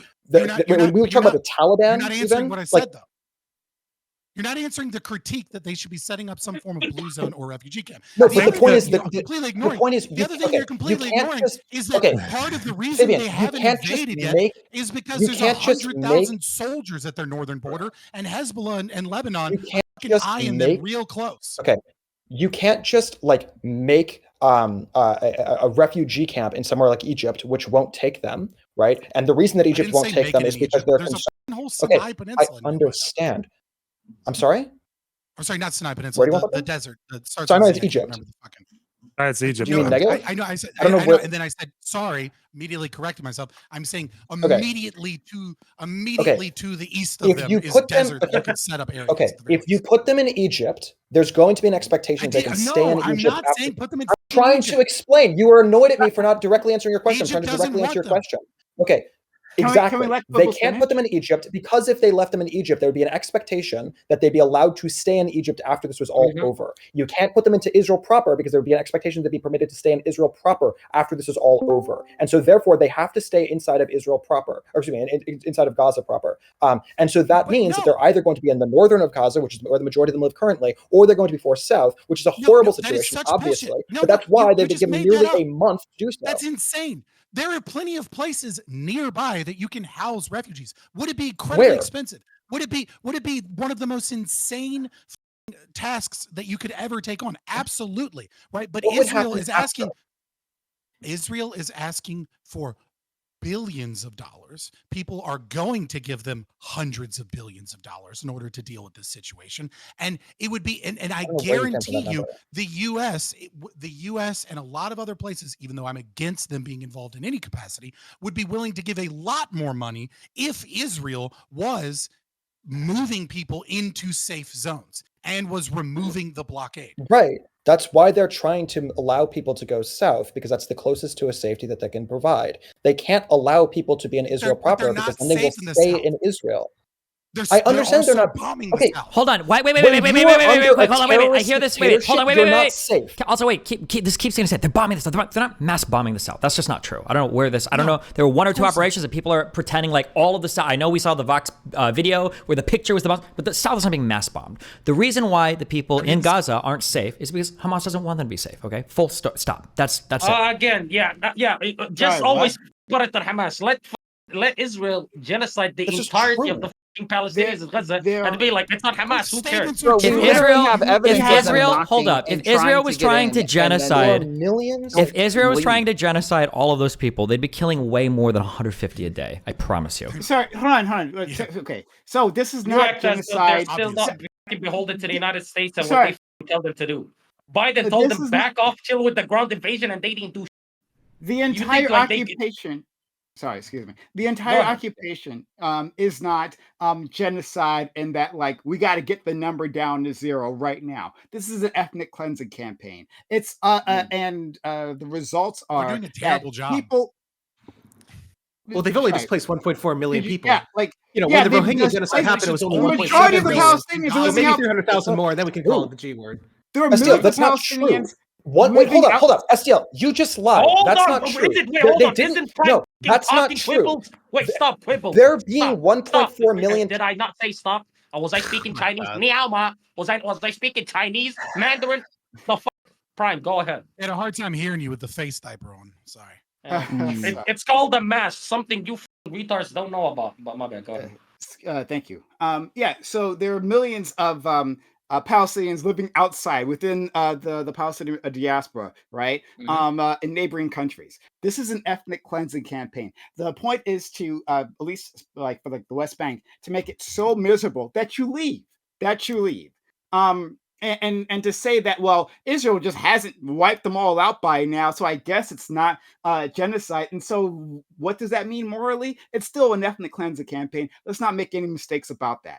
And they are bombing the South. Like we're getting reports of like bombs in the South, like families doing what Israel doing what Israel told them to do, leaving the North and still being hit down in the quote unquote safe areas. Now, as far as I know, what Destiny said is correct in that like they're not mass bombing the South, right? It's not the same, but people are dying there when they were told this is the safe area. Well, I just want to say that's probably why there's a problem with blue zones. Is that historically, even since the 50s, when they were going after like Fedayeen fighters, it was in refugee camps because that's where they operated from. So that's why the blue zone is not necessarily. You can't really have a blue zone because they're that's one problem. Look, there's no perfect solution there. Like I absolutely agree that the Palestinian Fedayeen, was operating out of refugee camps as well as in Jordan and almost overthrew a monarchy there and then had to get kicked to another country where they started another war and displaced a million Christians, but nevertheless, like, I do agree that there's no perfect solution here. But the thing is that I don't think you get to take the moral high ground as Israel when you have people isolated into this area. Like, I agree that, like, I think there's Wait, so then also what this should they do? ridiculous kind of counter argument, which is like, oh, we'll just open everything up, and it's like, cool, and then we'll get the fourth intifada, or maybe this will be the third one, or whatever, Okay, and like so every Fabian, goddamn what would discotheque in Tel Aviv will get blown up. You know, like there is a what kind would of a Israel do to balancing have issue the here. moral high ground over the terrorists? To have the moral high ground over the terrorists is very different than having the moral high Okay, ground fine. over The moral high over ground. like Yeah. right, like, Over like who? I don't think Exactly. well, Wait, hold who on. they have Yeah, to, actually, I mean, I'm curious. you're asking Who do anarchists, they they would have have the to moral high dissolve ground the over? state of Israel. Like, I'm asking. Okay. We can LARP, but I'm curious what your actual opinion is. Like, what do you think that they have to do in order to well, have the that's moral what I high told you. ground I in this said that conflict? they need, even if the blue zones are unsuccessful, right? Because the amount of money that they cause and the difficulty of running them means that only a limited number Okay. of people are able to achieve them, right? At least trying to have areas that are guaranteed safe, and then asking the rest of the Okay. world for help specifically with those blue zones, right? Okay. Gives So them when the there are ability to those go, blue we're doing the zones, best we can. okay, when from those blue zones, Hamas starts shooting rockets at innocent Like they're civilians in doing Tel from Aviv. Gaza? That's what I'm saying. In those blue zones, right now they're blue zones. Now you're no longer allowed to, Israel's no longer allowed to attack those locations. When all of the people who are at the highest level of Hamas start shooting rockets from those locations, what exactly should Israel do in response? Okay, so what you've done now is like we're moving, like we're moving to like now the new what if is once the blue zones fail. Because I You're believe they saying this is the how inevitably will, you get to the right? moral high ground. I'm Right, trying to right. understand the moral The high ground different, here, right? right. So the difference between the two examples of no blue zones versus failed blue zones is that failed blue zones is an attempt to give the Palestinian people a place to go that isn't forcing them into a country that doesn't want them, forcing them into a region that they may have to bomb later, right? Et cetera, et cetera. It is an attempt to the best of their ability to give them safe harbor. I think the issue Even if is that this is a real quick, just as a real quick. One of the big, real quick. One of the reasons why people, Israel included, and other countries, believe it or not, sometimes try their best to follow international laws because when conflict happens, they want to be able to appeal to people like the United Nations or the international community, broadly speaking, for support. So we can say that Israel attempting to set up blue zones might be a show of good faith for them in order to garner more support from the international community. However, if it is the case that Israel believes that Hamas intentionally operates with civilian infrastructure, right now, Israel can bomb Gaza and say, well, look, Hamas is there. If Israel sets up a blue zone and then Hamas begins operating out of it, and now Israeli soldiers are going into blue zones to kill people, they might destroy all goodwill they have in the international community because now they're seen as attacking refugee camps that they themselves have said are safe. That could be an issue that Israel would have with setting up specific blue zones outside of Gaza City for civilians that are intermingled with the terrorist groups so much that you can't tell the difference between the two. Right. So the question then becomes of like, this is a question of tactics in the future of like under the assumption or like the what if of what if blue zones fail. I agree that there are ways that this could get worse for the nation state of Israel. I don't give a fuck. What I'm saying is that when you're bombing people and you don't give them anywhere that is like absolutely safe to be. Okay, right? so you're asking And for a branding I exercise. understand that Israel is doing more than most countries would do in terms of warfare to be ethical, but there are still lines that not only can they do better, they absolutely should be doing better. I think Not maybe just asking more. for a They're branding not exercise. just You're not more, actually right? asking for something It's to a change. completely unreasonable standard in comparison with the way other countries have been treated when they have had a direct attack on their citizens like this. It's absolutely wild, the different standard that Israel is held to. And I don't know if it's anti-Semitism. I don't know if it's because there's like this weird symbolic idea of what Israel represents in the Middle East. I don't know what the reason for it is, right? But it's very strange. What if And there's a massive difference I made between this point like an hour unprompted, ago, but yeah. like terrorist attacks on one country and then other countries where they actually have like a very long history and they're like extending What do you mean borders. unprompted? Wait, do you not think that the United States made a bunch of decisions that directly led or indirectly led, you could argue, to 9/11? Maybe I wouldn't say it's the same. I wouldn't say that those are the same at all. We're talking about some are actually like violent attacks. These are actually like back and forth violent attacks. I agree. It wouldn't be the same, one right? Because the another. brutality of October 7th just does not compare to the brutality of Yeah, September but 11th. I Right? think in both cases, And it was pretty destroyed clear that the more of response, that population. the military response didn't make the world safer. We live in the post 9/11 military response world. Are we all safer for it? Is Israel safer for it? Are Americans safer for it? Okay. Honestly, that's an argument that I'm much more interested in than this weird moral grandstanding. So, Aris, okay, one at a time. Okay. This is not multiple forever wars. Okay. You made a This is blanket not statement. multiple Q, which forever one of wars, us can go? SPL, Okay, that are going hold on. Wait. Fabian, go, and then Quibbles go after. Okay, I'll be very quick. To say that the military response made us less safe, right, is a condemnation of the specific actions that occurred in the Iraq and Afghanistan war, of which you will find very little argument from me.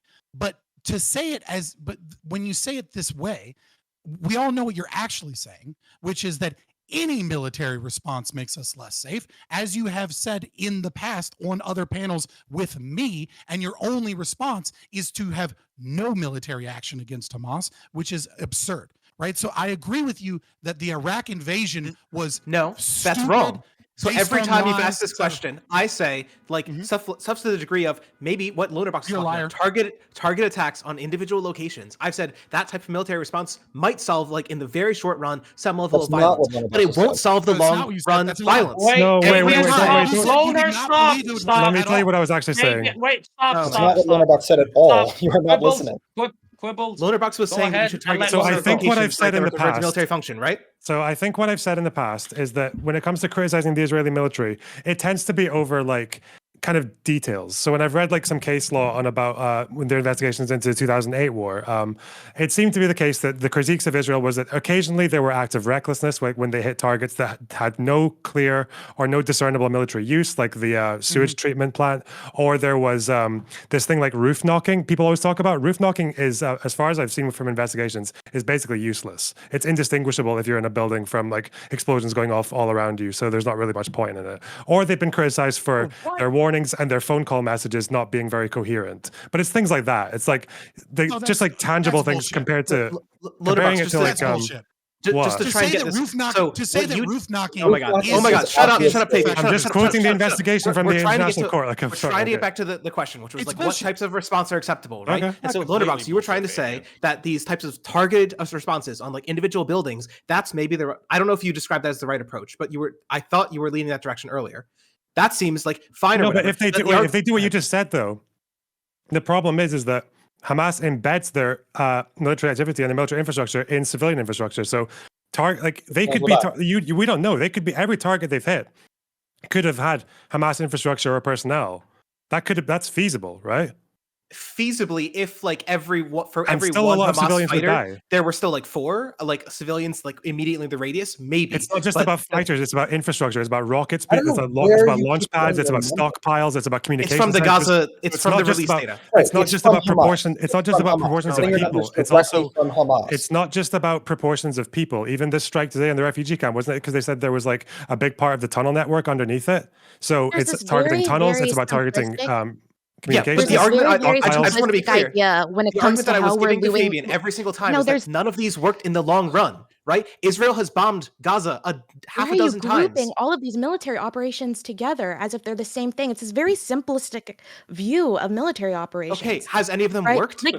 What is different about this one? Why will this one work? Have worked, right? Like one of the problems that you're having, right, is that like you're looking at this from a purely ideological perspective. Israel is looking at survival. I asked you a concrete question. Which of them have worked?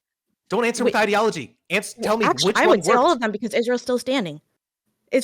When Israel responded, why is that? Wait, how are you laughing at that? Wait, hold on, wait, I agree. Just to be ultra clear, The only reason that Israel exists today is through extensive military action. Whether you talk about the original independence of 48, whether you talk about the expansion borders of 67, or whether you talk about the repulsion of dozens of different types of incursions from PLO people on the borders, from other Arab nations attacking them over and over and over again, that is the answer. That is the only reason. So when you ask, has Israel's military action worked so far? Even the Arab states would agree, yeah, that's the only reason. That is the reason why Egypt now recognizes Israel as a nation. That is the reason why Jordan now recognizes Israel as a nation. You can laugh at it, but that is true. We're not talking about Israel surviving. We're talking about ending terrorism. Why I laugh? Convenient for your argument. It's just so disingenuous. Why I laugh? Oh my God. Why I laugh is because that's also the reason why Israel is under threat, right? Like these actions that we're talking about are also the same reason Israel's people under are threat. fighting. Yes, the reason why Israel's under threat. Why Israel doesn't it feels like it's under siege. It always tells us within its propaganda that it's under siege from all sides. Yes, this is why it's you're talking about a bunch of people. Hold You're on. talking about a bunch of people. Hold on, wait, hold on. Out of every single Let Prime finish, Quibbles. Prime, go ahead. I haven't interrupted you. Let me finish, right? So, what I'm saying is that Israel's decisions up till now have led it to be under threat. Now, I'm not saying that these people should be killed or wiped out or anything. I'm saying that the political and military decisions have led to this. Expelling the Palestinians have led to this. These military actions that Eris is talking about, hello Eris, nice to see you again, have put them in this situation. And so when I laugh at that to say that, well, that's why Israel's still standing. Well, yeah, well, Israel didn't have to take this path. Israel could have been a cosmopolitan, multi-ethnic country. It had that ability. Wait, when did it have that ability? When did it have that ability? Lebanon tried that. It didn't really work out before it expelled the Palestinians. Wait, when? Wait, just follow this. Wait, when did Israel have the ability to be a multi-ethnic paradise? Before it started ethnic cleansing people. Sorry. Wait. No. There's a very niche period in the British Mandate between I think, Aris, you can correct me on this, 1925, 28. Between that period, when Britain tried to set up a national assembly system where there was basically like one national assembly would be Arab and the other one would be 50-50 Jewish and Arab. I think the Arabs, just let me finish a sentence. Like the Arabs initially said no. I think they were. Maybe it was the one where they were close to considering, but then the Zionist side said no, and then it was never going to happen. But yeah, anyway. But yeah, there was one period where there could have been a binational one-state solution. There is not one period. It is not true that there was one period. That is something that happened in 2008. Something very noticeable. Wait, hold on, let Prime. Wait, hold on, wait, real quick, wait. Okay, wait. Let Prime go, then Quibble, then go, and then we'll go from there. Okay, go. Quibbles, you need to chill with the Japanese too, brother. Just, Well, hold on. Quibbles barely got any of his own time to talk, to be fair, okay? Prime go, and then Quibble go. I've given him time as well. Prime go for it. Okay. I'm saying there's a chain of events here. I'm saying that when you say that Israel is standing because of all these military actions, that gives the impression that this was the only path. That they must have taken this brutal path to still be existing. I'm saying along the way there have been political decisions, right? Many of them, hundreds of them, thousands of them, where there was a different path, right? That could have put us in a more equitable situation. We haven't taken that, and here we are. So to say that, like, well, Israel's still standing, well, the path that it took led to October 7th, right? Now, I condemn the Hamas attack. Right, I condemn like the slaughter of civilians, all that. Done, right? But like, let's understand this. In what was it? So in 2018 to 2019, in Gaza, they had the March of Return. Right, it was a peaceful protest. Exactly what people were saying that you got to do. Tens of thousands of people participated in those. Well, what was Israel's response? It had snipers lined up on the wall of Gaza shooting at the civilians. Like 200 plus people. Point. Can we stay on the first point? Excuse me. Shut up. What year was this in? Hold on. 2018 to 2019. It was like. Can you provide a source for like snipers explicitly targeting civilians in that protest? When the UN investigated, only 2 of 498 were found to have been a threat to the soldiers. Point? Yeah. Hold on. I'm asking when was shut there up, a time Quibble, when they had shut the fuck up. Quibbles, let him finish. So Prime, wrap it up. So there was a great March of Return, right? So 2019. The response was those civilians were shot at. Okay. And then the UN puts a report in 2015 that says by 2020, Gaza will be uninhabitable, right? That's a UN report. And now in 2023, when nothing happens, right? When the indignities and the lack of resources and the lack of employment and the lack of care festers for this long, then October 7th happened. It shouldn't have happened the way it did. Absolutely not. But these are all from political decisions, a chain of events. So I condemn that chain of events. That's what I'm saying. Done. Lovely man. Squibbles, go ahead. You just said like 15,000 things. I'm not going to respond to all of them. Like I know Eris is already. Prime, I know Eris is already looking up the thing where you said that they targeted civilians. It's obviously not true. I'm sure Eris is looking it up though. So the broader point is when you make this claim that Israel had this option, this moment in its history where, oh my God, it could have totally have been all kumbaya and lovey-dovey and everything would have been great. And you're talking about 48. You're talking about a time when a bunch of literal Holocaust survivors literally left the camps and literally on foot walked all the way to Israel in some cases, okay? And were literally still in their stripes from Auschwitz, okay? You're talking about a time when upwards of 900,000 Wait, is this true? Did people walk to Israel from Europe? Every single other country in the Is that entirety of the actually Middle true? East, I feel like I okay, would have were read that if forced that from was their actually the case. Does anybody know if that's the to case? go into this one tiny location, okay, That sounds like a of really, the amount of land, really far in walk. all of Israel proper, and also the West Bank, and also Gaza, 1/4 as much land as the land that was stolen from them across the rest of the Middle East. Okay, you're talking about those people who were immediately, as soon as they declared independence, okay, attacked by literally every single neighbor that they have. The idea that they had this moment for kumbaya is just on its face absurd, and you should be ashamed of yourself. Are you saying that? Are you saying that Yeah, the Jew? go fuck yourself. Wait. Are you referring to the Jewish Exodus? Because that happened after independence, not before. It Wasn't happened it was over like a directly after. 30-year It was period. very clear that it was already on that trajectory. But no, wait. So, but do you think so? It was Holocaust already survivors, clear that Holocaust there were survivors multiple who are still exoduses. so Holocaust survivors who are still Yeah, in their but the stripes. number Do you is think that's relevant. like an accurate characterization of like Yes. the standard Israeli who was there in 48? Yes. When many of the not by 48, they weren't literally in their stripes. They were obviously still people who were escaping the Holocaust in 48. But yes, they are. It is Yeah, and literally some of them true. were There is armed, and very some of them were large number of terrorists who people. attacked the British, and some of them It is- committed it is massacres. In theory, you literally see, true. yeah. I don't yeah. think. It- I it's don't number think of Wait, terrorists hold on, wait, Holocaust survivors are not greater than them. real quick, hold on, wait, just a quick, or the way it was created was ethical. Wait. The creation of the majority of countries is usually a very unethical process. Also, hold on, That's just why as a quick, wait. Right, Oh, so I'm so I- stupid. yeah, I understand. Oh, wait, hold on, wait, I'm sorry, Very hold on, harsh I'm way to sorry, talk wait, about just a Holocaust real quick, hold on, real quick fact check, okay? Something from I'm wrong. My understanding is in 1948, the vast majority of Jewish people that are in Israel were absolutely not World War II Holocaust survivors. Those people didn't start immigrating into Israel en masse until after Israel won the initial 48 War for Independence. So the initial people there were, we would call them settlers, right? Or people brought in under the auspices of British, the Palestinian Mandate. Okay, all right. From where? So there's a Well, from where? From all of Europe, from the United States, from people from all over the Hold yeah. on.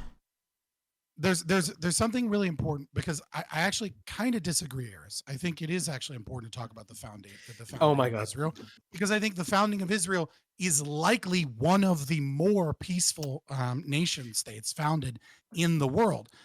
You have the Jordanian Mandate. People were You fleeing from the have, Holocaust. I don't think that was the majority of Jewish people in Israel, though. Were people fleeing from the Holocaust? I don't think that's true. The mandate for Jordan. You have a mandate for Palestine. You have a mandate for Israel.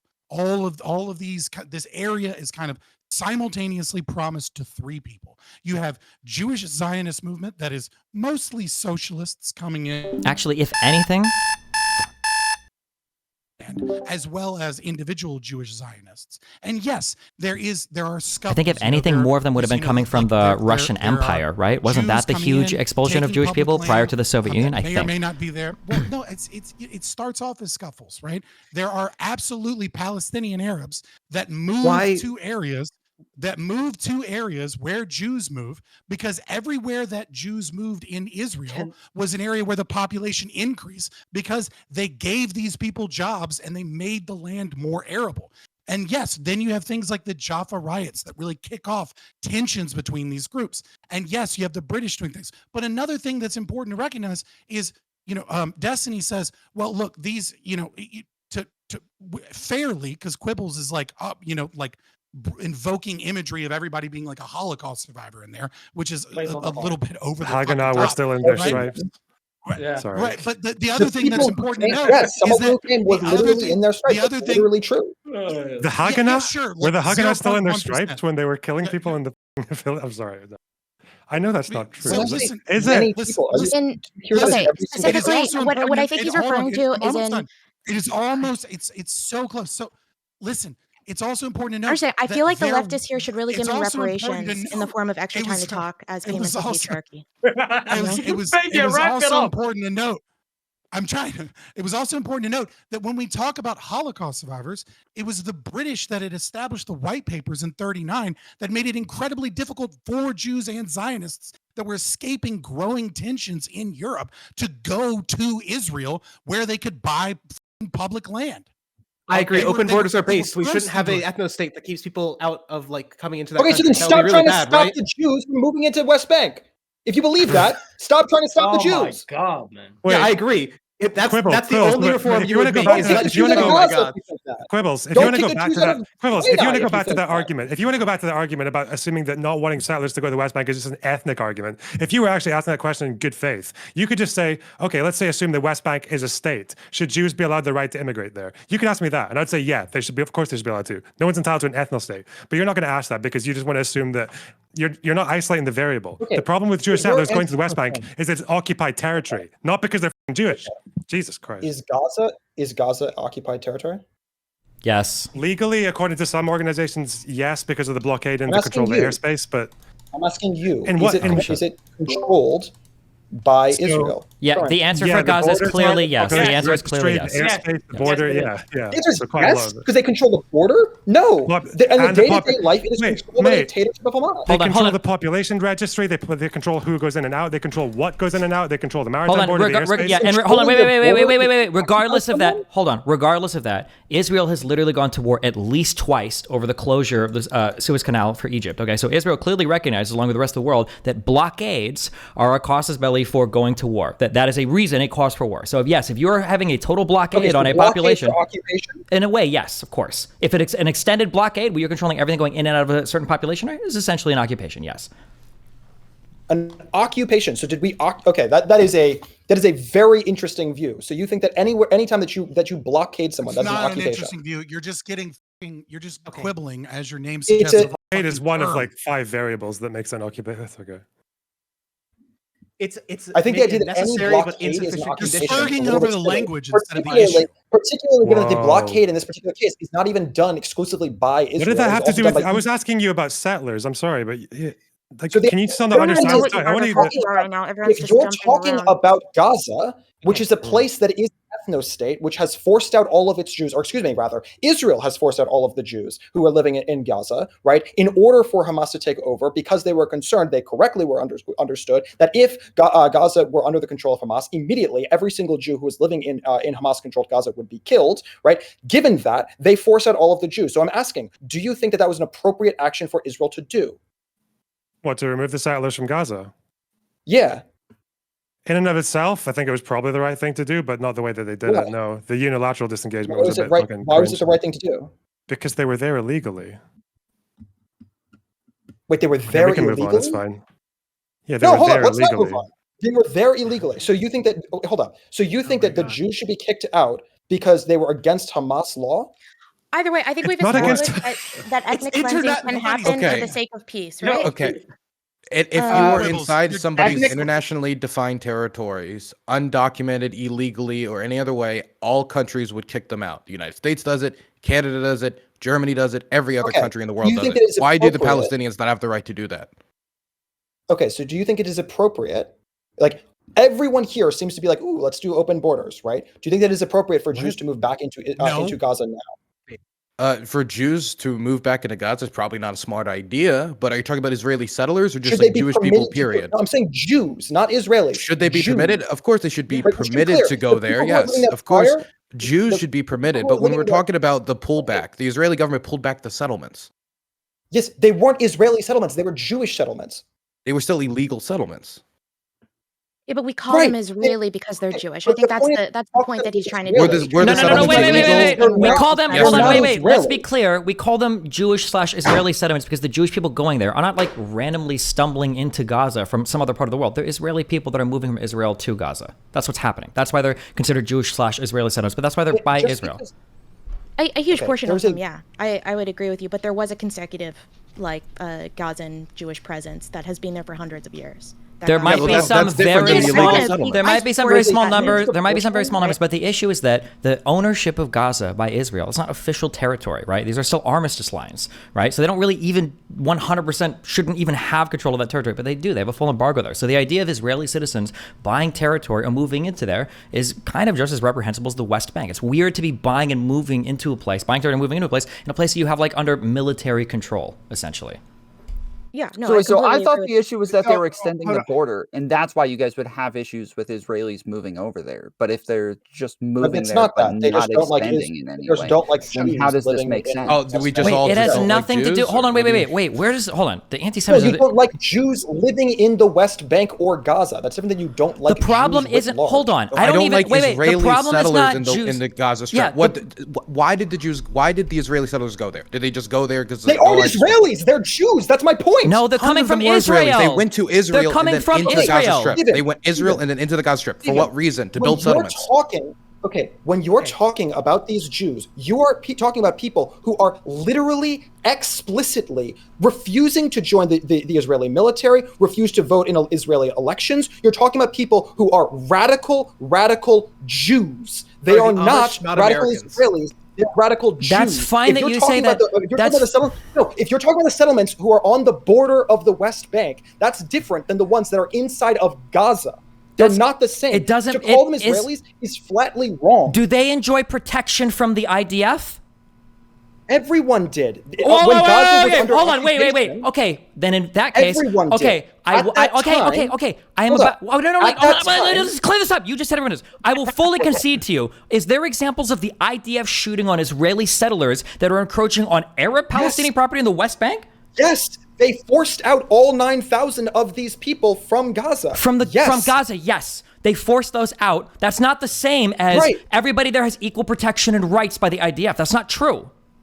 Equal protection is different than whether or not these people were Israelis. No, hold on. You can't be putting forth this argument in good faith, okay? The settlements let's talk about the West Bank. The settlements in the West Bank from Jewish. We're not talking about the West Bank. We're talking about Gaza. Okay, from Gaza, then it's easy. Gaza is occupied territory. Those are armistice lines that were won militarily that aren't internationally recognized. Israel shouldn't be having people move into there. Full stop. Easy. But Israel isn't. These are people. These are Jews. That's the point. They're not Israelis. Who subsidizes the settlements?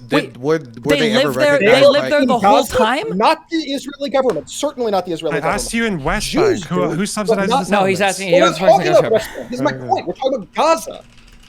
I actually don't know. I don't know who supported those settlements. The answer is that it's private funding. Eris, I was going to give you a response, and to Clippers, who called me out. No problem. Look, like I said, I brought up the March of Return in 2019, right? I put a link within the chat section here in this Discord to Haaretz. It shows it interviewing an IDF soldier who was there. Oh my God! Stop! These are the worst things ever. Not the videos of the one interview. Wait a minute, excuse me. Let me respond, and you can respond afterwards, right? So he interviews them, and he talks about how what he was doing, and mostly they were targeting the knees of people who were part of this protest. Who were they targeting? Okay, they were targeting major insiders. What makes a major? Excuse me. Shut up. Hold on. Shut the f- up. Thank you. What makes a major insider? A person who is has their back to the wall, like the wall between Israel and Gaza, and who's holding a microphone or megaphone. That is a major insider. 200 plus people were killed, 8,000 wounded. They were hitting ambulances. They were when people came and got wounded. So this was a whole operation that happened over the course of a year and a half. So this happened. If you have a source that extends beyond some random dude, okay, then I would like I have to hear more. it. Sure, If I got you plenty have of those. one too. random Jew, then I'll condemn your one random Sure, Jew. I got Your plenty one of them, random no Jew problem. But seems I've like a just jerk. given you a Okay, direct. maybe I've he given should you go to a person who has got direct testimony of exactly what was happening, and Okay. an article talking about that things that situation. are- But I guess that's not good enough. No, I can give Okay. you another I one, like but you're things Hold that on, bullshitting hold me. on, hold You're on, hold fucking on. Can bullshitting. you just some DM that to me voters, because it's not loading for me? I've got Sorry. evidence. Chapos I've got and evidence. Haaretz. I've got evidence from insiders that prove that the American government has alien bodies. Why are we no, doing oh, this? They hold work on. on these alien Okay, hold on. bodies. Stop. Don't Okay, wait, hold on. Okay, stop. Hold on. Okay, all right. Okay, Prime Kaiser's talking about the 2018 to 2019 Gaza border protests. Okay, this was they call it the Great March of Return. Okay, like 3 different, 2 international organizations. Okay, Human Rights Watch, Amnesty International, and then B'Tselem or whatever, however the fuck you pronounce it, and UN officials all agree that IDF forces on the walls of this protest were basically shooting and killing protesters, probably for no good reason. I think there were about 500 killed. The IDF claims that it's because they've been throwing rocks and. Most independent investigators said there was like 1 or 2 of those deaths that were just from militarily. Seems like the IDF probably acted completely improperly there. Okay, that's Which yes. protest are we talking about? Thank you. Which protest are we talking about? Yeah, just to Called give one of the- you can sources look for up that. for Oh, the- you don't know. Google Wait, the great ask Google for the sources. Google What the I'm telling you, Google Great March of Return, okay, or 2018, 2019 Gaza border protests, okay? There's several international doesn't organizations that have been doing this, okay? Wait, Can hold I on. just This was correct- I need to- It was, wait, wait. this happened for a year and a half, and he doesn't know what it is. Amazing. I need to correct I something that happened asked earlier. which The things you were original talking settlements about. in You were saying a Gaza bunch of were random bullshit. the original You weren't settlements. f***ing listening. You were up your The- own ass. Sorry, I'm done. The So, original. Eris, the thing that I was. Yeah, go ahead. The first proper settlements in Gaza after 67 were established by the Labour government, not by private owners anyway.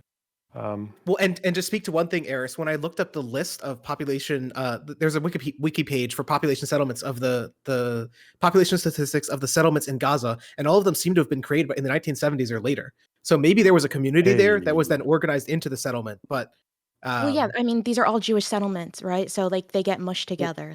They don't end up as separate settlements. So looking at it per settlement is just not going to get you anywhere. You have to look at it as individual Israelis, individual Jews in the region. But regardless, I completely agree with the pullout of Gaza ideologically. I don't know if I agree with it after the consequences of October 7th. But I certainly agreed with it when it happened. The point that I was trying to get across is that sometimes you have to do population exchanges for land for the sake of peace to prevent something that's far more harsh and far more dangerous. So it's also why it's somewhat disingenuous when you call Israel an ethno-state when basically every state in the Middle East operates off of demographics. Right, when we saw the consequence of those types of demographics on October 7th.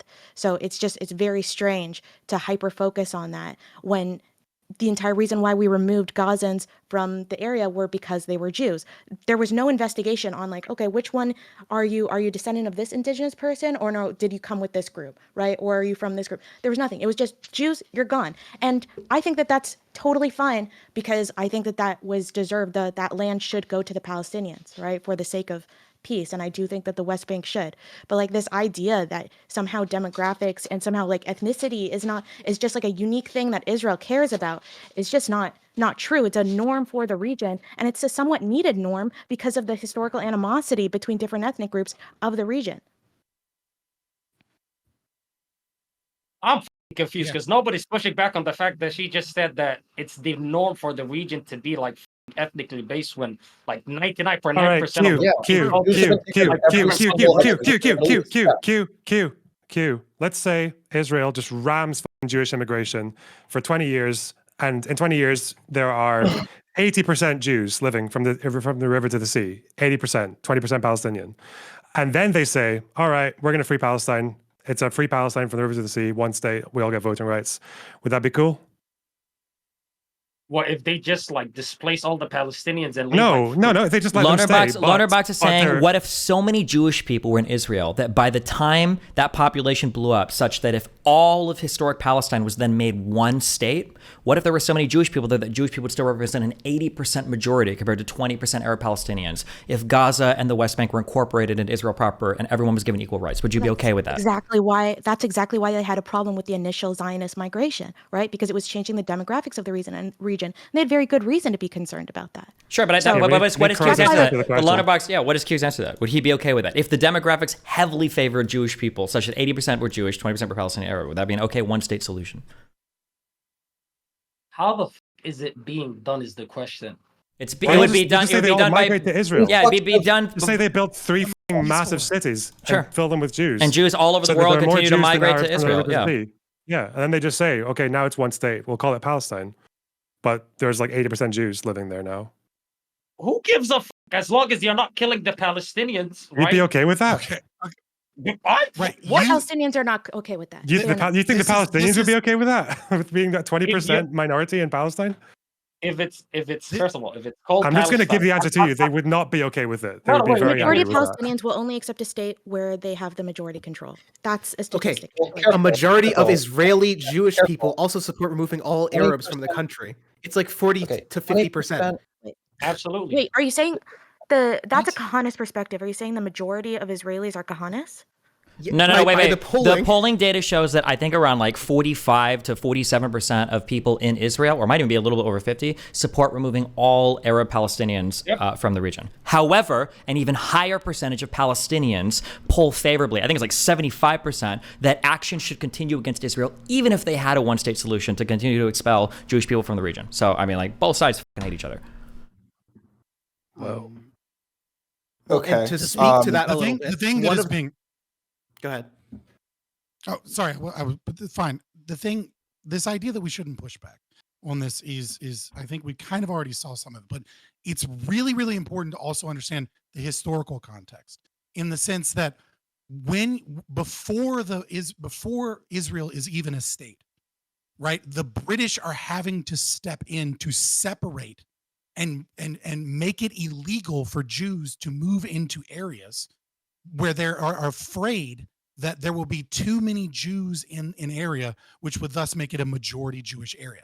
It is the British with the white papers that are intentionally making sure that Jews only settle in certain areas because of the historical fact that Eris and Loderboxer is discussing.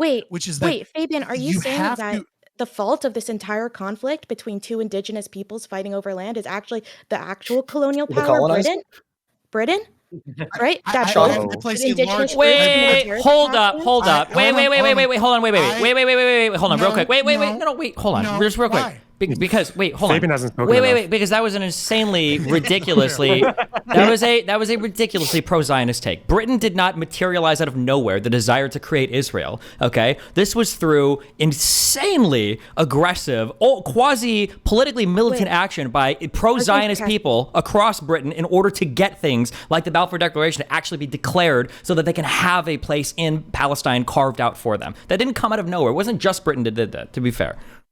What do you mean have a place in Palestine carved out for them? As in Jewish Zionists, prior to the Balfour Declaration, were trying incredibly hard to get Britain to try to carve out some place that they could be moved to, that the Jewish people could have a country for, and it ended up being in the Middle East. Sure. So what? Who is going to take over Palestine and Syria? Palestinians, the people living there, the Arab Palestinians. Okay. Oh, so the Palestinians who have never had a king and have never had a ruler in that area. Why does that matter? Hold on, I'm sorry. But at the same time, from the 30s to the 40s, didn't the exact same thing happen in Syria and Iraq? Didn't literally both of those groups of people protest? Wasn't that the impetus for the 36 to 39 Arab revolts? Is that they saw other Arabs in the region revolting and then getting their own states? So if those guys could do it, why couldn't the Palestinians, the Arab Palestinians? Right. The British promised people this power or these states of their own, so long as they worked to overthrow the Ottomans, right? That was one of the promises made, sure. Mm-hmm. Yeah, right. But I'm just saying that other Arabs that didn't have their own individual states, I don't think the Iraqis or the Syrians didn't have their own individual states, but they managed to revolt against the British people that were in the territory, and then they got their own states. So the Arab Palestinians probably thought they could have theirs too. Right, but see, here's the thing: is that these people who have never had a king, never had a government, and never had power, the British said, you can have this area, an area in the region. And they said the same thing to the Jordanian monarchy. And they said the same thing to the Jews. And so the question is why is it specifically problematic for the Jews, but not for the other two? Because the other two had already been there for hundreds and hundreds of years. So had the and the Jews. Jews, were and they the were Jews There were were like living in 6,000. Judea. There were The Jews were living in There were Judea. 6,000 Jewish people in the region. There were before, like, the Jewish. Zionist There were movement. Jewish Palestinians. right. There were, but they were they were a smaller minority compared to the Arab population that lived there, right? Yes, you're right. And also during the Roman Empire, you had roughly 2 million people living in a region.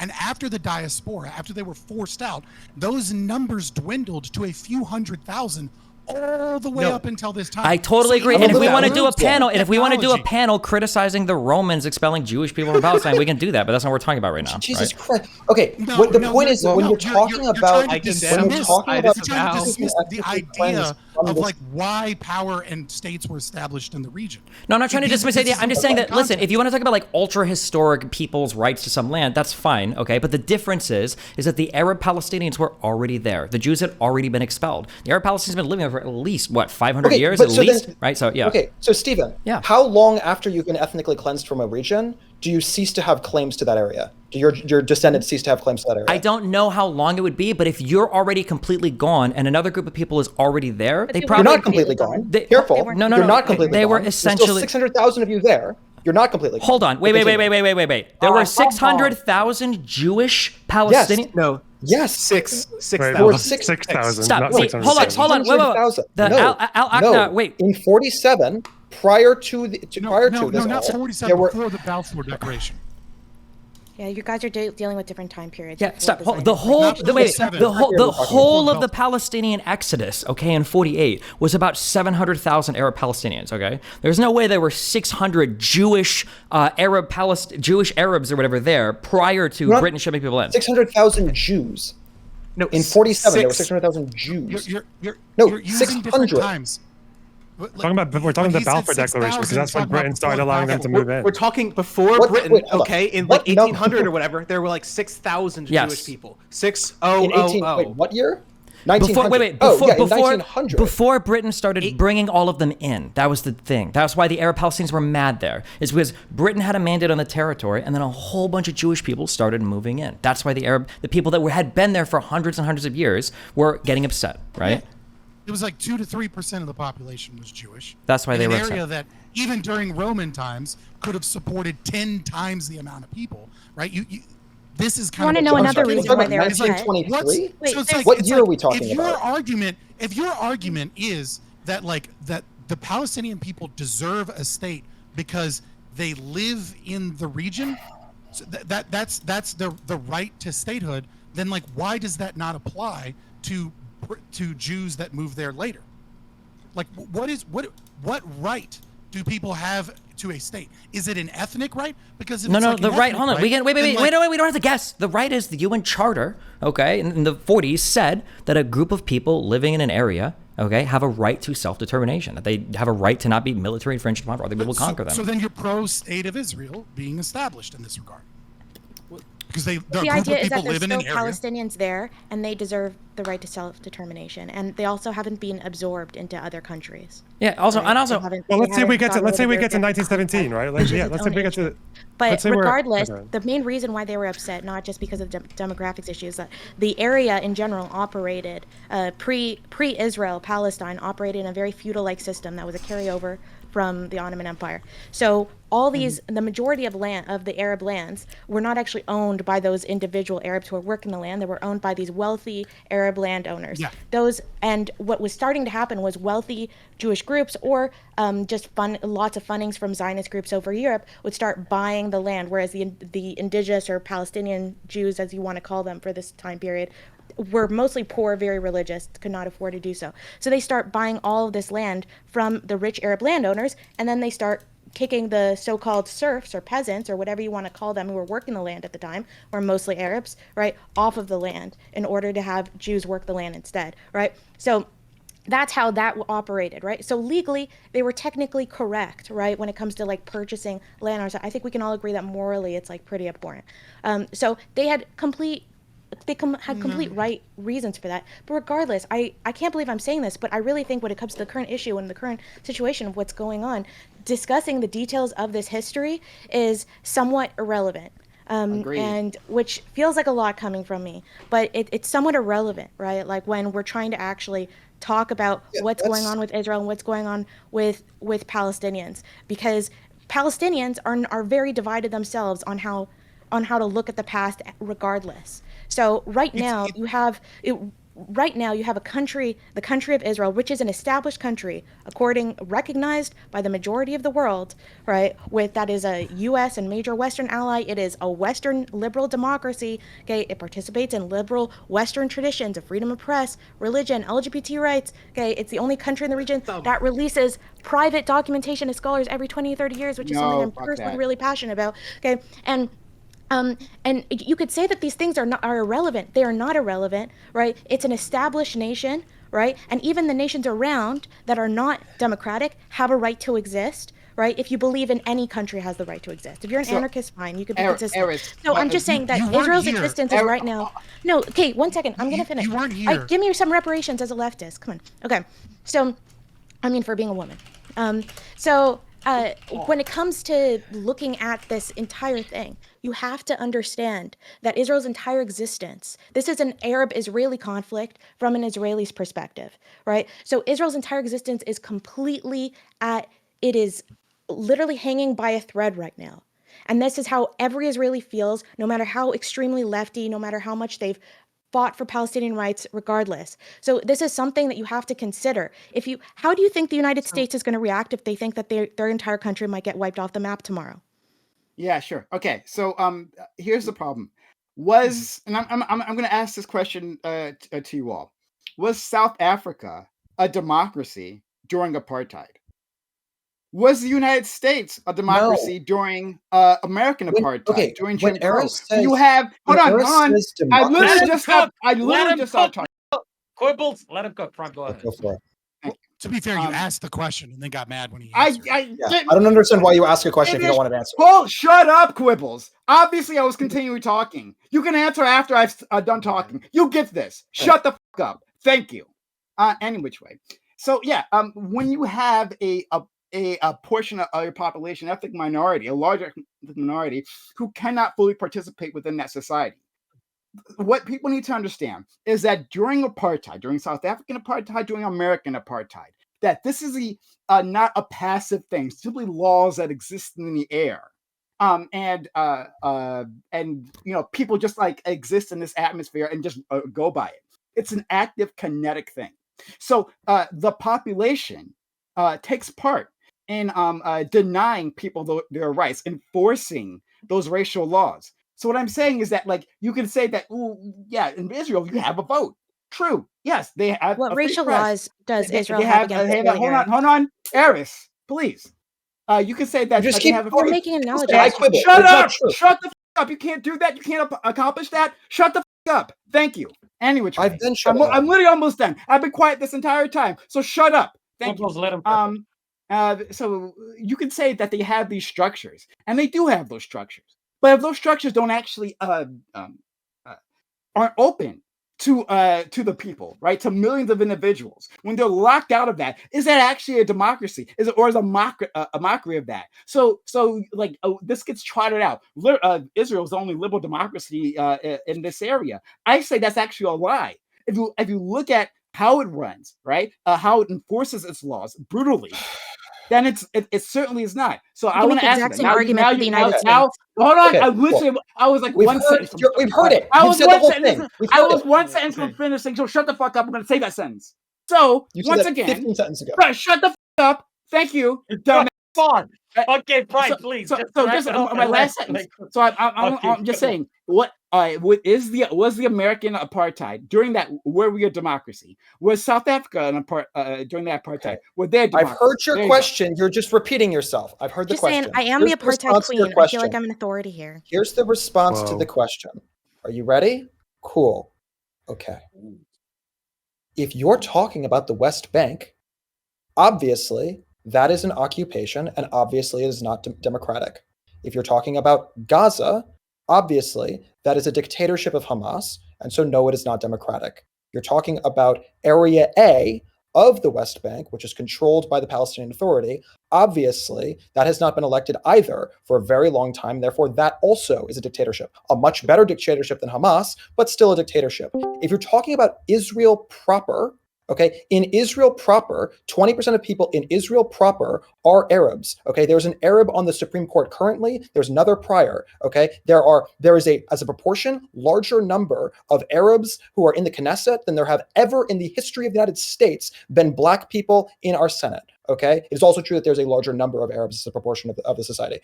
But like the idea that it's not a democracy, okay, is silly. Are there problems? Absolutely. It's a very flawed But is it a democracy, just like the United States. Yes. This all or That nothing doesn't mean thinking. democracy doesn't mean perfect. It just means yes, it is a democracy, right? It's just a yes or no. Hamas is not, right? Fatah is not, right? Lebanon, right? There are other places around this that are not, but yes, Israel is a democracy inside of Israel proper. It's also relatively. We need to look Lebanon at is things relatively sorry. compared to the other countries in the region. It's insanely democratic, Florida. right? And I'm like a massive critic of Israeli policy and the Israeli government, right? There's a lot of structural racism within Israel, just like there's a lot of structural racism within the United States or Canada. There's a lot of dark past, but that doesn't mean they lose their democracy card. That doesn't mean that they suddenly don't get any credit for the fact that they're the only Middle Eastern country that releases their documentation openly to scholars every 20 years. I have never gotten any documentation open from Jordan. Why don't they give it? Egypt doesn't give it either. These things are relevant, right? These things are relevant. We should care about this. I'm just I don't saying know when why, like, just one, because there's flaws that they somehow just lose that card. It's The just flaw such a being strange a idea. massive military occupation that's lasted for decades, right? That's killed But thousands we of people. I That's said Time, that stop, that's stop, displaced. stop, we're stop, That's talking yeah, about I know. I Israel get you. I get proper, that you not acknowledge the that West flaws Bank. exist. I'm guys, getting that. I'm just guys, like remembering what the guys. flaw is. Can It you isn't talk that about like Israel it proper? isn't that like places are being gerrymandered. That's not the flaw, right? Israel The flaw proper. is Can you talk about Israel is a proper? massive Wait, I thought ethnic America was suppression. committing a genocide against trans people. Okay, that's always what That was that's why I've been hearing. I'm just I gonna don't know say what sorry, you're just talking for about. Prime. Sorry, the Let Loner go. reason people call Israel apartheid is not because like they're saying it's like South Africa exactly, like it's an apartheid state. They say it because the occupation has made the state so embedded in Palestinian affairs, especially in the West Bank, with the settlements and with the fact that they've already annexed parts of it. They clearly have ambitions to annex more. Is that they already live in a one-state reality, and if you think of it in that way, then it's if it's functionally kind of just like one state anyway, then that's why they see it as apartheid, because that's where you actually do have unequal rights. That's the argument they would generally make. But I don't know if I agree. with They that should 100%. accept But one of these response to that deals is very and simple. govern themselves. My response to that which Lunderbox is very deal should the Palestinians have accepted? One of them. Which one? Okay. Wow. Jesus Christ. Okay. If you're going to Which one? Select item from list. Fucking 67, you know what I mean? One of them. 67. What? 67 when they told 67 when they told Egypt to take Gaza and Jordan to take the West Bank back. The Palestinians should have accepted that.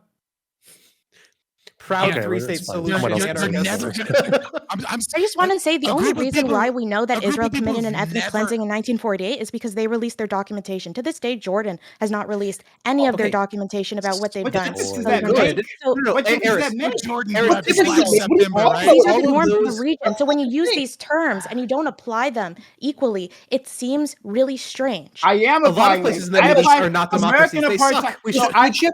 Is I am Egypt a not- Holocaust state? I don't. So Is Egypt a Holocaust state? To Loner, I have no idea about the history of Egypt, so I literally cannot tell you.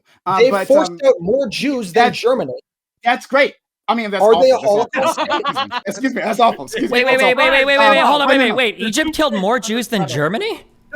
No, not killed. Forced out a larger number as a percentage Okay. of their Jews than did Germany. Okay, There's hold a on, larger- wait. I A know people call it larger a number Holocaust as a because they kick percent, a people out. larger number of percentage of their population. That's a way different statement than what's initially made. Okay, You're gotcha. sneaky All right. as with your points. Oh, Holy yeah, I meant shit. percentages. I apologize. I meant percentages.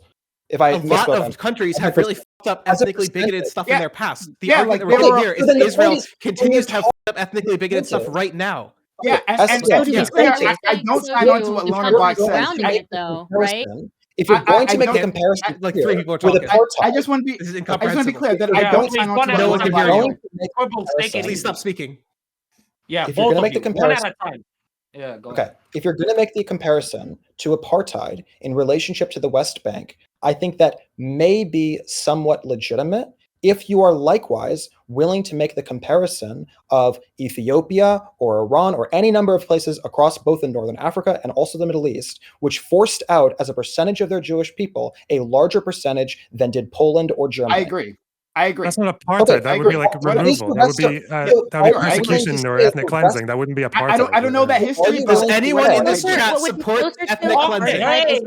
Hey, one at a fucking time. What It's the not a matter of whether or not it's not a matter of whether or not you support ethnic cleansing. It's a matter of whether or not you're willing to condemn with the same level of forceful terminology the ethnic cleansing of the rest of the Middle East as the you're Middle East in the talking about 40s? You think I would support the Middle East in the 40s? There is the ongoing to great. It's not a matter of whether A lot of those places were monarchist. Oh my there God. is the ongoing to great conflict doesn't get any attention within the Western media, and thousands of people are dying. And it's an ethnic cleansing campaign. I condemn that just as much. I want to bring more attention to that. So I'm 100% with you that a lot more countries need to be condemned, and I'm certainly willing to condemn America. So I don't know what this argument is. So like I disagree with Lonerbox talking about Israel's a little different from South Africa. I think actually the structures that we see in South Africa are very much mirrored within Israel, at least within the West Bank. So I'm actually perfectly comfortable with It's a very relating those clear two things. difference, Be right? very It's not clear, based on a right? racial But, group, it's based on a national group, right? I don't have the same rights as you in the United States. Yeah. Sorry, excuse me. When I go to the United States, I don't have freedom of movement, right? I don't have the right to do a bunch of things. So am I being discriminated? Is that apartheid against You me as a have the Canadian freedom of citizen? movement within the United States. What are you talking about? I don't think Well, she's not a citizen. Canadian. She's So, yeah, Canadian. We're talking about though. it's a Yeah, bit she's different when you're talking about Canadian, people but, living in their that's homes, okay. right? But you Like can, in their but when you're homelands. in the United States, you can freely move in the United States. What she's saying is And there are in fact, restrictions. the No, no. The reason why it's Constitution- different is I would call it an illegal occupation, right? Constitution That's like extends a to much them. better descriptor than apartheid, right? the Because Supreme Arabs Court- within Israel are treated on the whole equally. So it's No, just the- dishonest. Are they? And No, hold on, it's hold so on. dishonest to what happened in That's South bullshit. Africa. That's bullshit. Okay, so the Constitution extends to people within America, right? So even if you're not a citizen, you still have rights. You still have protected rights. So let's put that aside. Talking about Is that Israel, true? right? Non-citizens have the same rights as American citizens? I don't Not believe the that's same. true. Not the The same. Constitution No. does extend to them. Yes, they do. I'm just They saying don't I don't have all believe the same so. rights. No, No, there but are They literally have things you they have can't do. freedom How of is it Stay on can't work with an topic. occupation? It Stay just doesn't on legally topic, work guys. together. Stay on topic. Prime. Even the people who make the apartheid argument are not saying it's analogous to apartheid South Africa. They're calling it Lots of people are apartheid. making that They're calling it argument. No, they're retarded. They're calling it apartheid because it's a crime. That's why they're referring to international law against the crime of apartheid. I'm That's talking what they're about saying. the actual Yes, it is. structure. That's what Box. Okay, well, all right. I'm making my argument. That I don't care about their argument. Then I'm making my argument, right? I'm just- So if you okay, think it's that's just fine. me, that's fine. I'm saying that, like in apartheid, for instance, they gave you passes, right? And those and every one of the blacks, right, had to carry these passes, and the passes determined your movement. If you were the wrong age, or like I don't know, your birthday was wrong, whatever the fuck, like you couldn't go this place to point A or rather point B. The same thing is true within the West Bank, right? They have checkpoints all over the place to break up commerce, to break up movement, and they don't allow people to move around. They have separate roads, right? They have the Jewish roads, the highways, and then the dirt. Call it an occupation. Separate IDs as well. Sorry, Yeah. Okay. Okay, That's I'm just weird. I saying have a that's different really good. passport than That's most really good. Americans. That's really good. That's your take, Prime. But I'm just saying the steel man. That what okay. actually makes All right. sense is- Excuse me. Then I edited. Oh then my I'm God. talking I'm about sorry. myself. Was I like I'm was I making like it. 3 words Like I into a said sentence? previously. Wait, Prime, Like I Prime, said, Prime, so let rude. Loner, let Loner go. So the steel man of people calling it apartheid, and the reason B'Tselem and Amnesty and Human Rights Watch call it apartheid is because they're referring to it being a crime under international law, and because the crime of apartheid has not been recognized that many times since South Africa, it's got quite a lot of wiggle room for interpretation. But what they generally refer to is it's the practice. It's like a practice that happens under territory that they have a level of control of. And I think the level of control they have under the occupation is enough that it's like quite similar to it happening as if it would under one state. That's the argument they give. Anyway. Loner Box. How does that level of control? What are the mechanisms for those control? Can you explain those mechanisms to everyone? What mechanisms? What the apartheid mechanisms? You're saying that. Yeah, you're saying that there's a level of control within the West Bank, right? And because of this control, like people call it apartheid, right? So what are those mechanisms that people are saying is apartheid? So even in Israel proper, I think there's a law where I think the nation state law was what was kind of why B'Tselem kicked off with it. I think the checkpoint system and like the policy of like generally like Hafrada, I think it's called, and then even in Israel proper, you could argue there's a law which allows developers to reject people's rights to build up property in certain areas if they think for ethnic reasons. Just on the grounds of ethnic reasons. Sure. And they would say Okay, that I'm like talking about falls the under West the Bank, legal though. definition of a system Sure, I'm talking implemented about with the West Bank, intent to maintain like a domination of one group over Sure. the other. Can you Yeah. describe the West Bank? Because that's what I asked you about. Well, yeah, the West Bank would probably be the splitting up of communities. The fact that an Israeli can drive like through Israel and the West Bank without having to like go through checkpoints, or the fact that there's like some towns there are even like separate road systems for Israelis and Palestinians. And I think you could also make the argument that the unequal And Israelis distribution are allowed of to go on certain roads too. yeah, that's why it's called apartheid. Apart. Yeah. Apartheid. Yeah. And then there's also the unequal distribution of rights to develop land and to build on land in West Bank. That's like a big one because I think Israelis get approval quite a lot for building in their parts of the West Bank, and Palestinians get very low rates of approval. So yeah, there you go. Okay. Yeah. And Yeah, I think the issue is that when beating you of like the level of violence by the state against civilians, correct? Right. The fact that the settlers, right, can enact that violence, and there be like no way, like civil way, for Palestinians to get remuneration or anything like that, right? Like that would be. I do think you have some options for recourse as a person of the West Bank if you're attacked by a settler. I don't think it's just like they can just murder anyone. While it is true that real quick, while it's true that you can't just like indiscriminately murder anybody, it does seem to be the case that there's a history of IDF soldiers killing civilians. It gets investigated, even by the Israeli military. They determine that improper actions happen, that somebody's killed indiscriminately, and then the punishments for the soldiers are unbelievably soft sometimes, like to the course of like 1 or 2 years of like you're either suspended or like in jail for less than a year for like murdering civilians, which is pretty crazy. Yeah, and also the fact that like if you're like an outposter, you might even have more rights than somebody who lives in the West Bank. I think we can all agree that the consequences should be much more severe, right? Israel has a lot of work to do in how it treats a lot of its populations, right? Yeah. Using the term apartheid is something that I disagree with. I do agree that it could become apartheid, and there's, especially with the national law that happened in 2018, I think that it's getting much closer there. One sentence. All I'm saying is that like if you don't agree, one sentence. You cannot. Okay. Both of you are getting muted. What the? You guys stupid. Prime, chill out, man. Let Quibbles talk. By the way, please. Okay. Go ahead, Quibbles. Okay.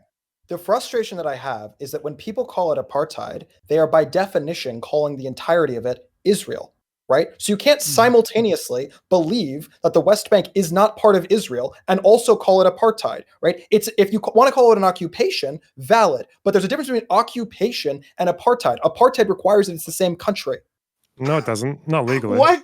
No, what are you talking about? That's why it's illegal. That's why it's an appeal to a legal definition. The crime of apartheid doesn't need to happen in your own country. Okay? All I want to say is Quibbles. It needs to be a system. It needs to be like one state. Okay, in order for something to be legally considered legit, right, there also has to be legal precedents. So what legal precedents has there been where a country has been guilty of apartheid against non-citizens? Well, that's why I said there's a lot. Well, that's why I said that there's quite a lot of wiggle room in it, because there hasn't been much precedent, right? That's and I think also second. And because Israel is unique in this situation, right? That like this form of like extreme occupation for an extremely long period of time is something that we have very rarely seen. I don't know, like what East like Indonesia maybe. I don't know any other. Most countries literally just genocide or kill those populations instead of do this, right? So and that was you can look at all of those in situations.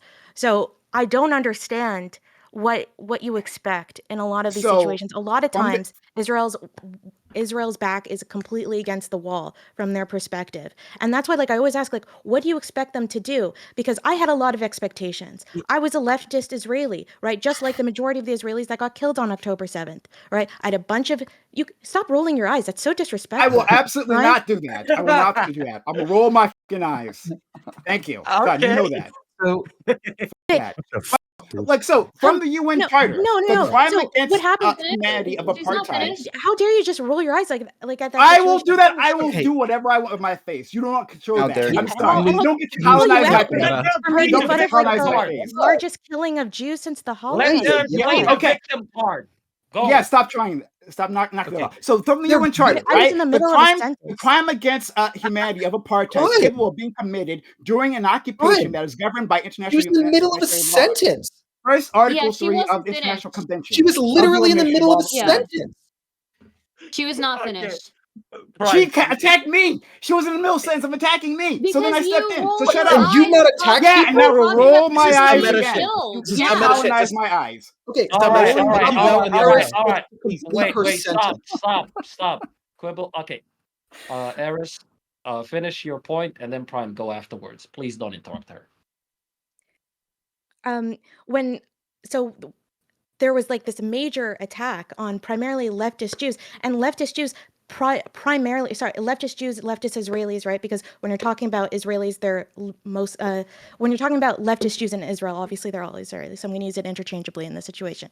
But they're always like they were making tons of allocations. One of the things that they were the one that pushed Ariel Sharon to leave the party and supported him in leaving the party of Likud in order to even make to pull out of Gaza and to make that peace allocation, right? There were a bunch of other instances. They were the ones that pushed, and it's a bunch of the people that actually got kidnapped were peace activists who were constantly trying to push for more people in Gaza because there's a huge unemployment rate in Gaza, and that's what leads to a lot of the radicalization that happens there, right? So they were pushing for more permits to go work there. This is not, you can keep rolling your eyes, but these are like real policies that were pushed for. And what ended up happening is leftist Israelis got completely humiliated on October 7th, because what happened with those Gazans that were given those work permits, okay, a huge portion of them were literally using it to gather intel, to take pictures, to gather intel about how many civilians and how many babies and how many women were in each village that they wanted to attack. And this is, you can look this up yourself. This is just like given evidence. I don't think this is so funny, you know? All right. I don't know, like I don't know, like why you're laughing at Eris, this. let's let Prime reply. Sure. Prime, go ahead. Thank you. Ignoring that, back to what I was actually responding to, the apartheid, right? The crime against humanity of apartheid is capable of being committed during an occupation that is governed by international humanitarian law. First Article 3 of the International Convention on the Elimination of All Forms of Racial Discrimination obligates states to prevent, prohibit, and eradicate all practices of this nature. Racial segregation and apartheid in territories under their jurisdiction. So you are paying to the law now. So okay, so when you say apartheid, no, yeah, and Based. the law, as many different organizations have established, this falls under apartheid. Okay. And so, when you all say I was trying to say, apartheid, Quibble, and now Quibble's talking. What? No, Quibble, don't. Let's not do this again, please. Try and go there. So when you say like you don't feel like this is apartheid, right? I don't care about how you feel, whether it's apartheid or not. What I'm saying is that there are actual practices that are mirrored in both. And if you don't think these are the same, I think what it means is that you're not familiar with South African apartheid. The mechanisms of control used against the Black population there are mirrored in the methods of control used against Palestinians. I don't think that's true because there's Palestinians that are actually in government in Israel. There's like they have freedom. They're able to vote. They engage in democracy. Like beyond the Supreme Court. It's not like when you're talking about the mechanisms of control. They're not really as similar. If you're saying okay, so is the standard of like any crime, right? That the facts of the crime must be literally exactly the same, or it's No, not. no, a it's not crime, that they have to right? be exactly No, the There are same. It's general that when we checklists. use the There's a word, general that's what we're checklist. referring Wait, I think hold on. When we That's talk what about, we I mean think when we say okay, apartheid. I think So when we talk if about say the word, that's what we're referring to. I think when we're talking about apartheid, if we're being good faith, okay, I think generally when we talk about we feel like apartheid is if you have a country and then that country has policies that are literally separating out racial groups in terms of the rights allotted to them, right? This is a horrible thing that all of us should be opposed to. I think the difference is that for Israel, these are occupied territories. The situation is quite a bit different. If this was a one-state thing and it was all one country and they were giving explicitly different rules for Arab Palestinians, I think all of us agree that would be horrible. I'm sure most people here would say, like, yeah, we can call that apartheid. But we're dealing with like a military occupation of military borders, armistice lines. It's a bit different, I think. Well, let me ask you then, but it's Justin. like you think, but Prime, that's please. these Prime. organizations. Wait, Prime, let's let somebody else get Stop. it as well. Oh my God. Oh, shut up, Quibble. Yeah, what's up? So I was going to ask you then. So with what you just said, let's assume Israel annexes all of the West Bank tomorrow, and everything else, all else equal, everything else stays the same. Yeah. Would you call it apartheid then? Absolutely. But I think So that's it's just probably why, like, like, the Israel wouldn't practice- want to annex. Like, if you gave Israel the opportunity, well, yeah, this is the one-state solution. If Israel had the opportunity to annex both territories, Israel wouldn't want to because they don't want to give equal rights to those people, right? I just want to say, outside of all the dipshits on Twitter, that is generally the argument that people, like advocates, give when they call it apartheid. Is they're saying it's just like it might as well be because of how it functions. But, yeah, because the issue is because the military. Because I think in the original definition of apartheid, I don't remember they're trying to cuck out to extend it more because they want to condemn Israel or whatever. But I think as part of the original chapter that talks about apartheid, it's the intent to have like an extended like racial separation. Like you're trying to establish something over a period of time, which is what South Africa was, what like 50 years or whatever is what you're trying to do. Yeah. So for Israel, right, if we were in, 1970, right, or 1975, and we call this apartheid, that's stupid. 1980, probably stupid. 1990, 2000, 2023, where we've had these armistice lines for like 50 years, 60 years, well, now it starts to feel a lot different. I can understand why people are like, is this apartheid? It kind of feels like it. There's still military borders and it's an occupation, not official territory, but yeah, it gets a little bit murkier. But the problem with people like throwing it out as being apartheid, it's not, the problem isn't really the apartheid. The problem are the military borders and the lack of actual permanent borders. That's the real problem, right? Because if the actual states get set up, then the apartheid problem is simple. That's an easy problem to solve, right?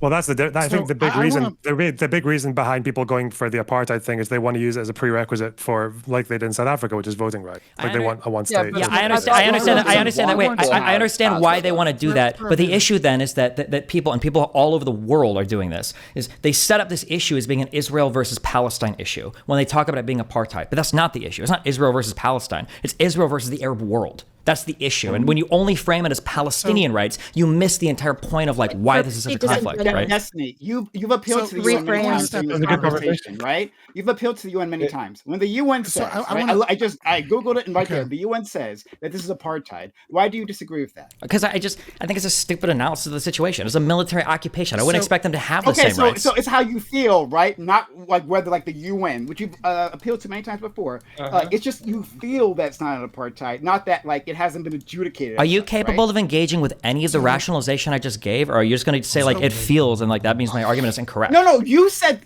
that's. Hold on, wait.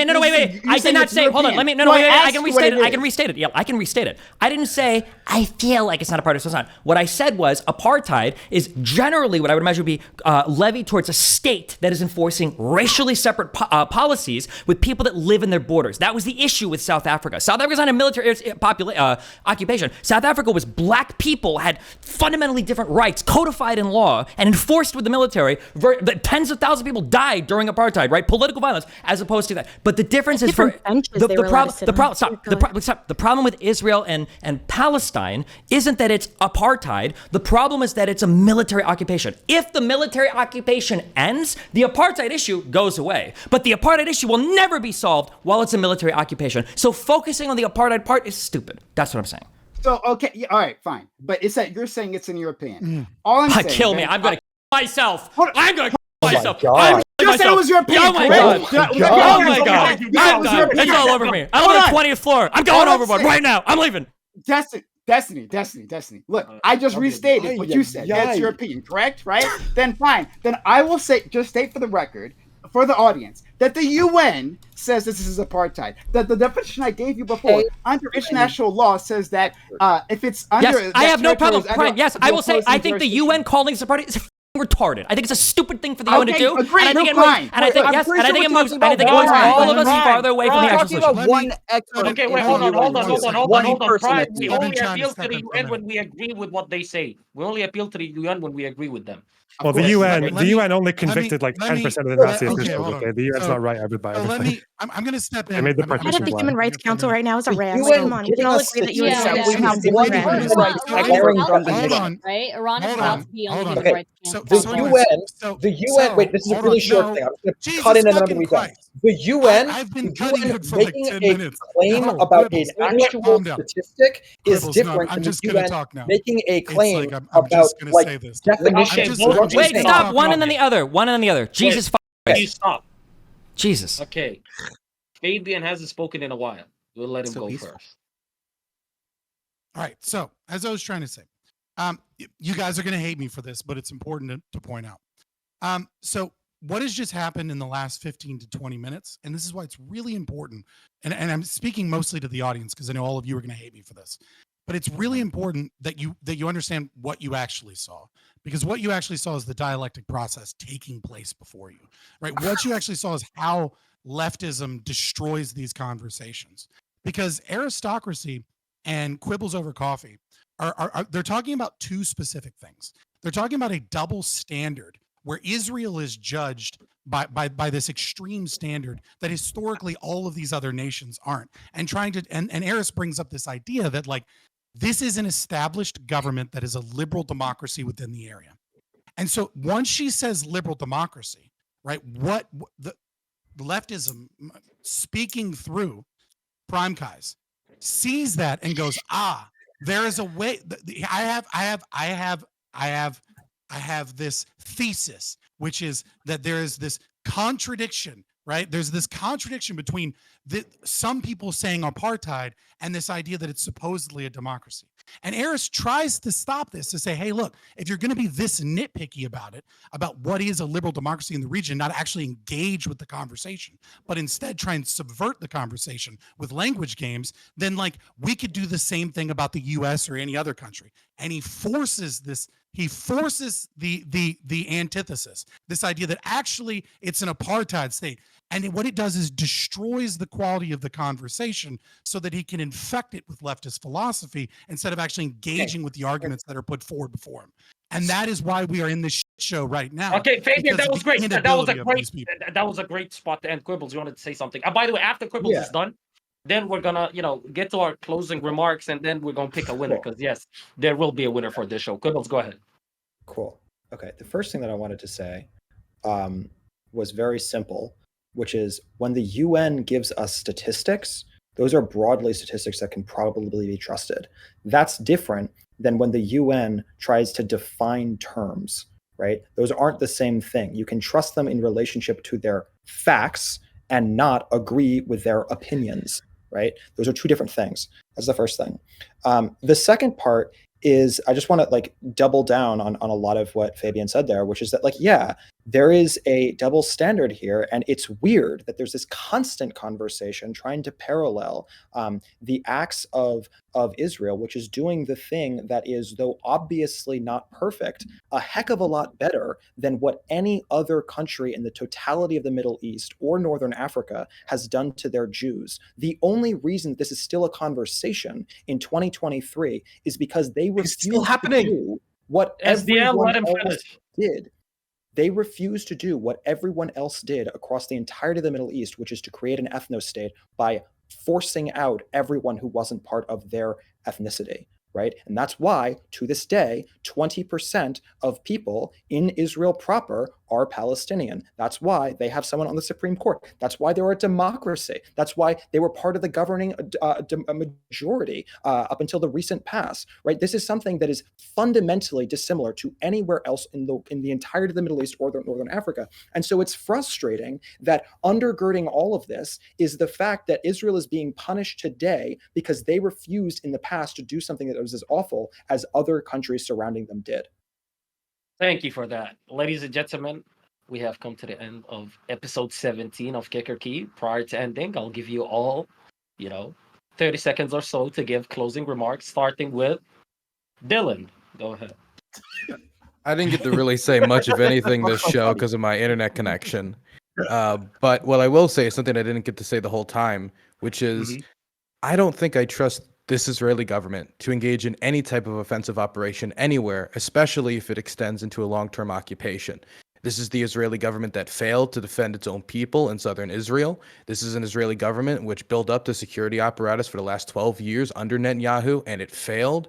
This is the same Israeli government which ruined its relationship with its reservists and with its military through pushing through the judicial reforms. And I'm supposed to trust an Israeli government that its own people doesn't even trust to manage an occupation where it's clearly, to some extent, if you listen to Benny Gantz or you listen to Netanyahu or you listen to the officials close to him, are in somewhat engaged in a kind of post 9/11 bloodlust that many Americans might remember from the Howard Stern stream, which happened during 9/11 as it was going on, which is a lot of anger, which is leading to loose terms of engagement, which is leading to going headfirst without a plan. The Israeli government still has yet to define exactly what it's going to do after it takes over the Strip outside of eliminate Hamas, which is an international organization. All its right. leadership is in Qatar. How is it going to do that?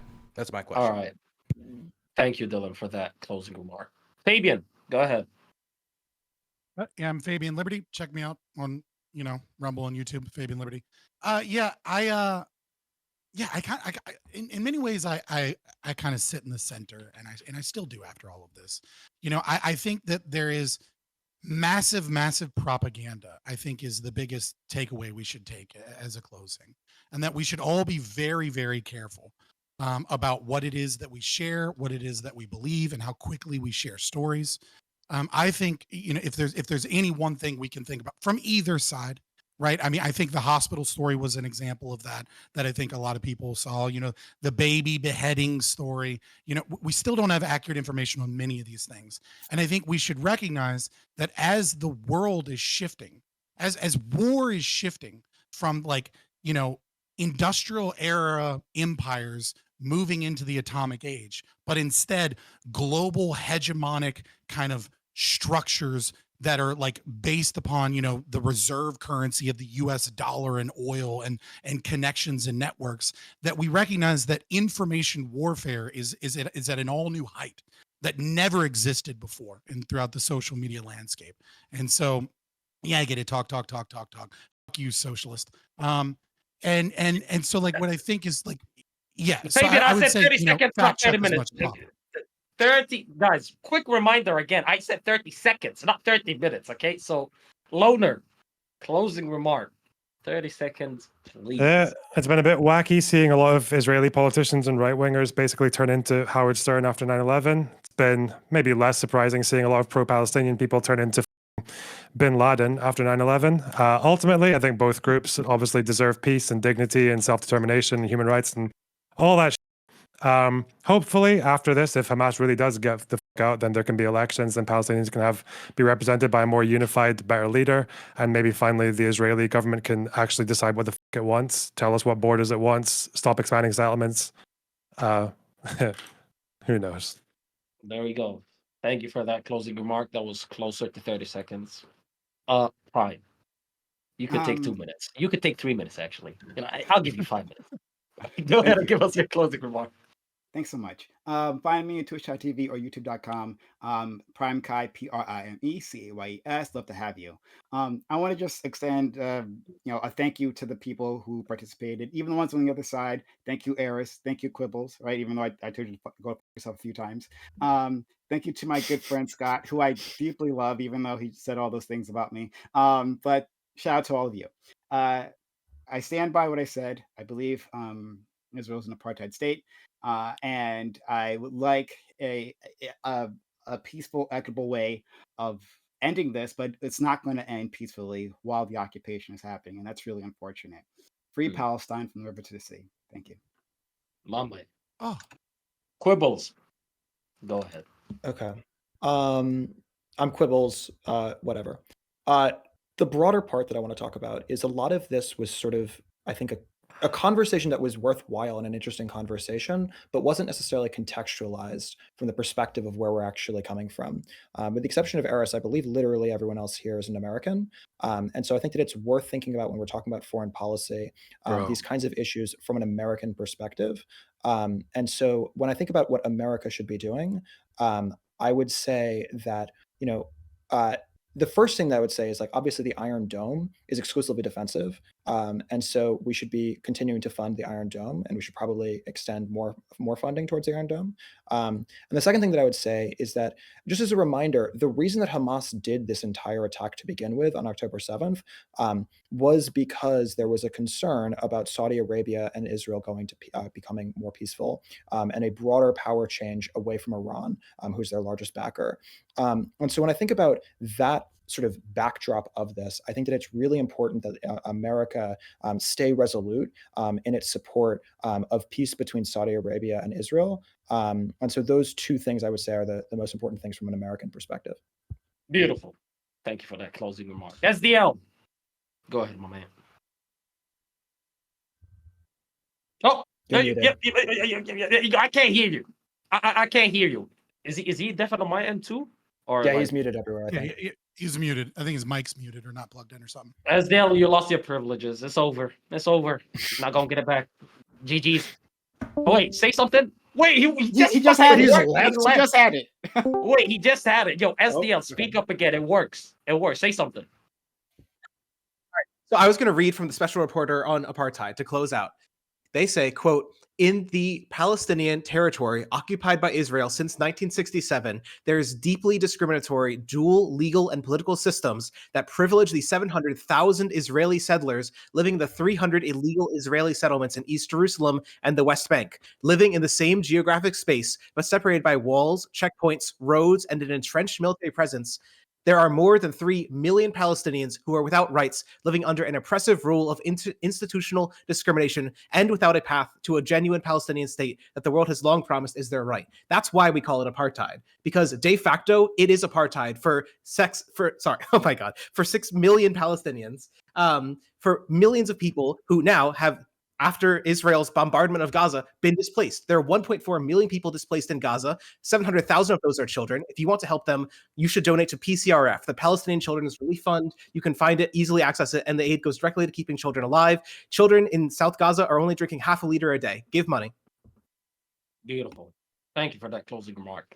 Stardust, you've had plenty to say. I don't know if I should. I don't know if I should even give you a closing remark, honestly. But yeah, I don't go know. ahead. I don't know. I came to join this panel because I was super interested. I messaged Karantos during. I was like, oh, I've been like covering this for like the past week. And he was like, yeah, just join. We're in our last round. But yeah, obviously things were heated, so I couldn't really get a whole lot in. I guess if I were gonna say a couple of things on this, I would say, my opinion is that no one has like a unique right to land purely because of their ethnic background or because of how long their ancestors have been there.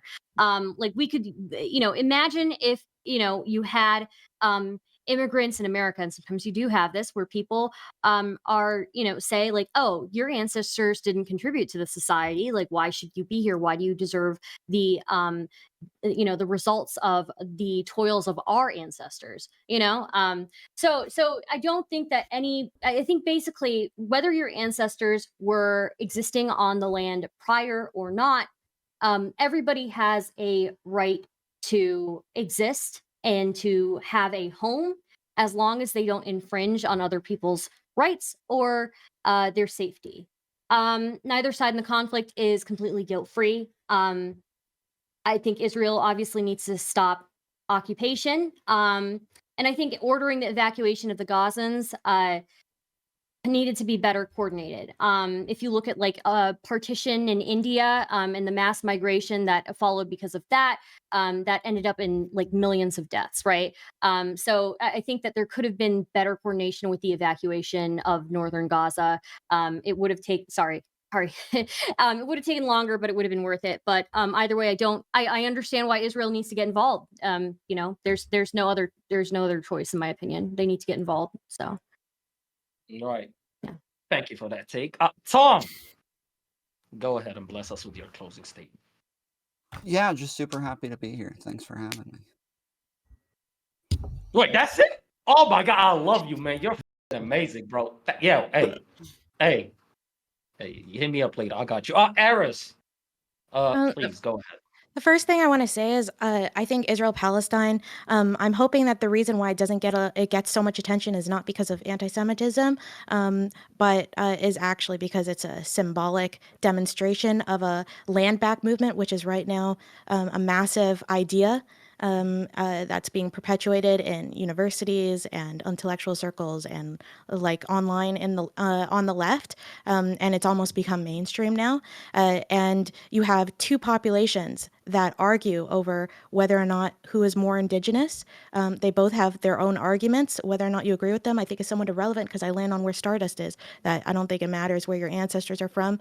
I think we should admit that this land back ideology is racist, is dangerous, and directly led to the disgusting genocidal acts of Hamas on October 7th, which is being cheered on by mainstream leftist organizations.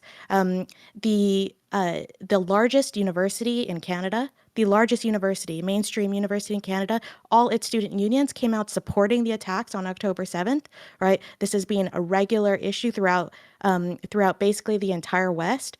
To me, that is the much larger concern here. There is this very dangerous ideology that if you've had your land stolen in the past, that somehow that justifies what you do, this entire conversation started in the beginning with Prime making claims about who is a settler. And that type of language is dog whistle language. I consider it dog whistle language, and I think this is how we should start talking about it, because it is dangerous. And I'm telling you, to anyone here, okay, you are probably on stolen land, and it justifies your ethnic cleansing. It justifies your genocide, and it's something that we need to stamp out, that type of ideology. It's dangerous regardless. And this idea that Jews should be more scared of the right wing is something I categorically reject now after what happened on October 7th, because obviously that was, tons of lefties have told me that that's exactly what decolonization looked like. So that's my largest concern. Also other than that, I hate the current Israeli government. Okay, it fucking sucks, and they have a huge part in play of why they let so many of their own people die on October 7th. But that's it. Beautiful way to close your closing statement. Thank you very much. Is there a poll in chat, Steve, for the winner? Because we are selecting a winner. There is indeed a poll. That's how we decide who wins, Israel or Palestine. World peace is being decided by this poll. Plead your case, ladies and gentlemen. Plead your case. I'd like to point out that I believe this panel has been an apartheid panel, as I was the only person that got bitched at for going. You did all the 30 fucking seconds, talking. All right. No, Q was doing the whole like hurry up thing with his hands, so I felt the pressure too. But, I'm just saying, Can I also I didn't get that throw in? special Jew treatment. It's fucked up. Can I just throw in really Hey, quickly they pay the that most, man. Muslims were colonizers for a good part of history as well. Come on. The term Palestine is an imperialist term, right? Yeah. So. Okay. Who cares? The whole thing of this debate was Quibbles bringing up all these bad things that countries have done in the past. Okay, are we here to condemn the actions of Iran in the 1950s? Or are we here to talk about something in 2020? Iran just killed a kid who was 16 for not wearing. Yeah, and that sucks. But is it possible to I condemn multiple things at the is same time? Am I living in a world where you can only oppose one country at a time? Come on. No, you can oppose multiple ones, but there are standards that are not being held across the board. So. Exactly. What about this double standard? The double standard is that there's the double standard. Also had apartheid. One There is no double specific standard. quibble is silly. So I'm saying that One there are quibble many- that there are has many 5.5 forms of million apartheid, people in and, apartheid. America was part of it That's too. not what I fucking I'm said, not, you weirdo. I want to make clear that I'm not just saying that's Israel. Okay. Certainly not. There are many countries that have done this. So The very fact that there are as many people as there are that live in the West Bank is because there hasn't been an ethnic cleansing, right? And so, yes, you're right. The number is much higher today of people than it was. What do you think an ethnic cleansing is? It's when you move people, not take down their numbers. Larger that's what I was than going it to The say. reason Gaza is wait, would you make this? Would you say that there wasn't? So the reason that it's Quibbles, higher you're than a Wait, Quibbles, time you're would you say wrong that- on one thing here. is I'm because so sorry. they're You're doing something. They're doing you something that are other countries aren't doing, which is to try to protect those civilians. And that's not something that is happening in Egypt. That is not something that happened in Iran or Iraq or Jordan or Lebanon or Ethiopia. Protected It by is both different. those Okay. countries, right? Yeah, I Quibbles, just want to be Quibbles. clear that Wait, this wait. is not on Israel for that the fact that they didn't kill this population or they didn't completely kick them out. They did kick them out. This is established in Yeah. 1948, right? This is established history, right? The reason why they still exist is not because, we can give credit to Israel for not bombing the shit out of them like tons of countries have done, sure.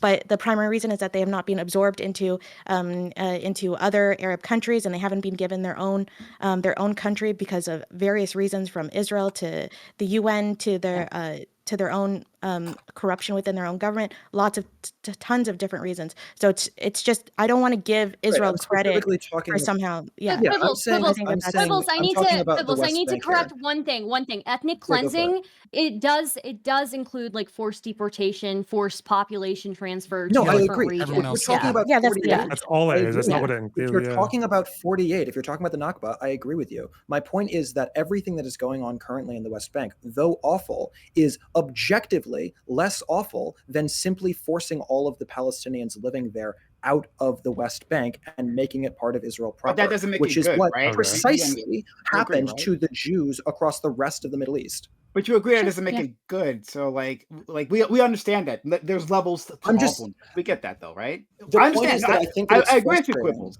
Right. I'm just frustrated there's not this equivalent like rage, and there's not a recognition that the reason that this is even a conversation today is because they did the right thing, or at least the comparatively better thing in the past compared to everywhere else in the rest of the Okay, Middle hold East. up, stop, listen. Wait, so Okay, you're wait, hold frustrated on, by wait. okay. This is like okay. I'm a huge Israel stan, but this is the worst argument ever. Okay, this is like being in court confronted with a woman that I've raped 20 times, and me saying like, listen, the only reason why this is gonna accuse me is because I didn't cut her throat. Okay, can you really be that mad at me? This is the wildest argument in the fucking world. Okay, nobody It's is not a no. matter- Hold on, no. it's not Israel a doesn't get defense. credit for not genociding all the Arab Palestinians. You're never gonna get credit for that. So that's what you I'm want not to get saying credit they for. deserve credit. Okay, I'm then saying- saying that like, the well, the only reason we condemnations have to aren't deal parallel. the condemnation, no one is Stephen, condemning I'm them for not committing against asking for genocide. I'm just credit. saying that like you can't. Israel doesn't get credit for not I'm not asking genociding for the Arab credit. Palestinians. You are. You're saying like, well, Frustration that there's not a condemnation. I'm not asking for credit. I'm asking for condemnation. There's what? not a condemnation that is coming to the equivalent degree of all of the rest of the countries that did something significantly worse. Okay, And wait, that's- wait. I- Hold on, 70 years ago- wait. To be clear, hold on. There was a condemnation. Okay, it was called World War II. We invaded Germany and we destroyed them. Okay, there was a condemnation of Japanese treatment. There's We're the not Chinese. talking about We Germany. invaded. We're not talking about I Poland. thought you were talking I'm about the the Middle Holocaust, East. I'm talking right? about Ethiopia. Oh, He's talking about the Jewish I'm talking exodus about from the I'm Middle talking East about and North I'm talking Africa. about the exodus of Jews across all of the Middle East and also Northern Africa. sure. And that was I'm talking about awful. Egypt. Oh, Yeah, but sure. everyone. I'm So, talking about Ethiopia. just a few things, Quibbles. First of all, everyone agrees that that was condemnable. Second of all, Palestinians didn't do that. Okay, so that's another thing. And also, you keep Yeah, on saying you I'm want to not be. saying You've that been really frustrated this whole conversation about bad equivalencies. I mean, we can even go down that road because, as far as I know this from reading Benny Morris, is that for the Nakba, they were mostly kicked out either because people came to their villages with f***ing guns and said "f*** off," or because they knew about massacres and other deportations were happening next to them. That's not equivalent to the Jewish exodus, which was people leaving because of persecution. Some people were forced out of the Middle East and North Africa. Most of them left voluntarily. So that's a bit, I can even say that's different, even though they're both fair to deplorable. call that voluntary. I really don't think it's fair to call that voluntary. Like, that is I not think. the topic Well, of the also, conversation. I think it depends. It wasn't wait. equivalent to the Nakba. That's all I'm saying. It definitely wasn't, but I think that there are definitely different types of like groups of people we can talk about. For instance, like before 48, I'm pretty sure the majority of the Jewish people that were down there were fleeing from like the Russian Empire, and I think they were like blatantly doing like pogroms and like anti-Semitism was rampant pre-USSR before they tried to right. I would say the same thing Yeah. as well, but I'm also just saying is like you've been. I normally wouldn't do this, but it's just because you've been really frustrated by people drawing equivalencies all the time. But you seem to be perfectly happy to act as if the Nakba and the it's Jewish not a exodus ma- were I'm like not the same making an thing, equivalency. basically. I'm saying Okay. that So the the lack Jews, of condemnation is post World War Listen. II, post World War Listen. II, the Jews were in like refugee camps for like 4 years after that, and then Yeah. you know when some of them tried to return to their Quibbles. homes, they would get. I think my yeah, they would get- frustration. Also, wait, real quick. Quibbles. Speaking of refugee camps, Loner Box, congratulations. You have won this episode of Palestine Holy versus shit. Israel. So all of those Palestinian kids, and I'm sure you're going to forward your $500 worth of gifted subs to from Kick, okay, are going to be so happy, okay? The children of Gaza are eating tonight. Thank you, Loner Box. I just wanted to close out officially, announce the winner so that Q can I know he's tired over there. He's probably got a lot of military operations he's preparing for tomorrow. Okay, I know you feel very strongly about this. And I know that Hamas recruits from all over the world. So, you know, I want to give you an opportunity to... Okay. So wait, hold on. Let me speak up for myself. Listen, I'm sick as okay? So I just showed up because, listen, I got a job to do and I did it, okay? At Loner, congratulations again. Thanks. I'm expecting 250, you know what I mean? But like for you, I'd give you a discount, like maybe 150. Yeah, it's okay. But guys, I appreciate all of you for coming on. I'm sure this conversation is gonna continue. So you know, enjoy. Yeah, the point that I was trying to make there, Great. the point that I was trying to make there is that I think that we often, I think it's very like convenient often that we talk about things from a particular like timeline. We talk about like the number of people that were here in 2024 or in 48 or in 67, whatever it might be. And one of the things that we often do that is very convenient is we make this conversation be about Israel-Palestine rather than being about the Middle East as a whole. If you look at the Middle East as a whole, the narrative of you know, Jewish oppression of non-Jews is a ridiculous type of narrative to be making about the Middle East as a whole. And so it's frustrating that the conversation ends up being exclusively about Israel-Palestine and specifically about the West Bank and specifically about Area C and not about the religious sites in Area C or in Area A, of which there are many, and the Jewish access to those places are Okay, we got the point. Loaderbox, respond. We got it. Loaderbox, go. Yeah. What's to that? Wait, you want to respond to that? Wait, he doesn't even. Okay, I'll just go back. I'll just say, I think the reason, I'll just say something relevant. I think the reason people get more incensed about 48, the Nakba, than they do about the Jewish exodus is just because one of those refugee crises was solved, the other one wasn't. The Jews, they got airlifted the fuck out and they got citizenship in Israel. Palestinians don't. That's why people get fussy about Is Israelis treated Jews better than the Arab nations? Wait a minute. I would not say that they were solved. I would not say that was solved. These people lost their homes, right? They were in refugee camps for 4 years after the Holocaust. Okay, I wouldn't say that was like necessarily solving the. What do you think I mean when I say solved? It was solved. Hold on, stop. Wait, this is such a dumb argument. Stop! Don't waste any time on it. Stop. It was solved. Nobody gives a fuck anymore. The Jews that moved to Israel are super happy. They live in God's chosen nation. They're killing everybody around them. They're fine. Okay, it was solved. Next, go. Listen. The point is, Quibbles, for the love of God, Quibbles. Jesus Christ. Wait, let him wait. Do not Let him respond. Okay. Loaderbox made a good point there that yes, the refugee crisis of the Jews across the rest of the Middle East was solved because Israel was willing to solve it. The difference is that Jordan and other places surrounding Lebanon as well, but particularly in the case of Jordan, they've made a very conscious decision in relationship to the West Bank not to allow those people, many of whom have been refugees literally for 40 plus years, to be able to integrate into Jordanian society, which is very materially different. They're doing that for a very conscious reason, which is to try to force those people to be able to return to Israel proper for demographic reasons in order to make sure that it is never a Jewish majority. No, this is and retarded. Similarly, in Gaza, they've chosen not to allow Gaza to join back in. But he brings up a very good point that the Palestinians are used by powerful Arab nation states. They're being used as a cudgel. It's different. Yes. It is different. Listen. Shush. Quibbles. Shut the fuck up. Listen. The reason that we focus on Israel-Palestine is, yes, you are in part right because of the way that the Palestinians are used as a political bloc. The other reason is because Israel matters. We go through all of this like highbrow academic like, well, actually it's like this, but the reason that people pay attention to political actions is because of political power, political sway, and relevancy. And Israel has a ton of relevancy. And because Israel has a ton of relevancy, because they're unique in the region, because they're allies with Western powers, that is why we look at them in a way that we don't really look at open slave markets in Libya. Why? Because Libya doesn't have any relevancy to the political world stage, right? Or anything else. Iran are not babies. They're not pathetic little like Syria Assad. Okay, Saudi Arabia and Saudi Iran Arabia are was a baby. Or that we don't talk about Saudi Arabia all the time. You retard. You literally will just pick a thing and then string it out into this giant thing instead of just listening to an argument. We just get into something that I find much more interesting. Does the panel think overall that Israel deserves to respond with military force because of the attacks on October 7th? That's complicated. This is the thing I was trying to talk about earlier, and it's the Yeah, main so reason I I'd be didn't talk interested that in much this what the panel response is. is Because because I the internet agreed with is- you, Dylan, that I don't trust. Wait, let the Dylan. Israeli Wait, hold on, government wait. Let Dylan answer. There's the third word. He said the whole thing. Go. Sorry. Okay.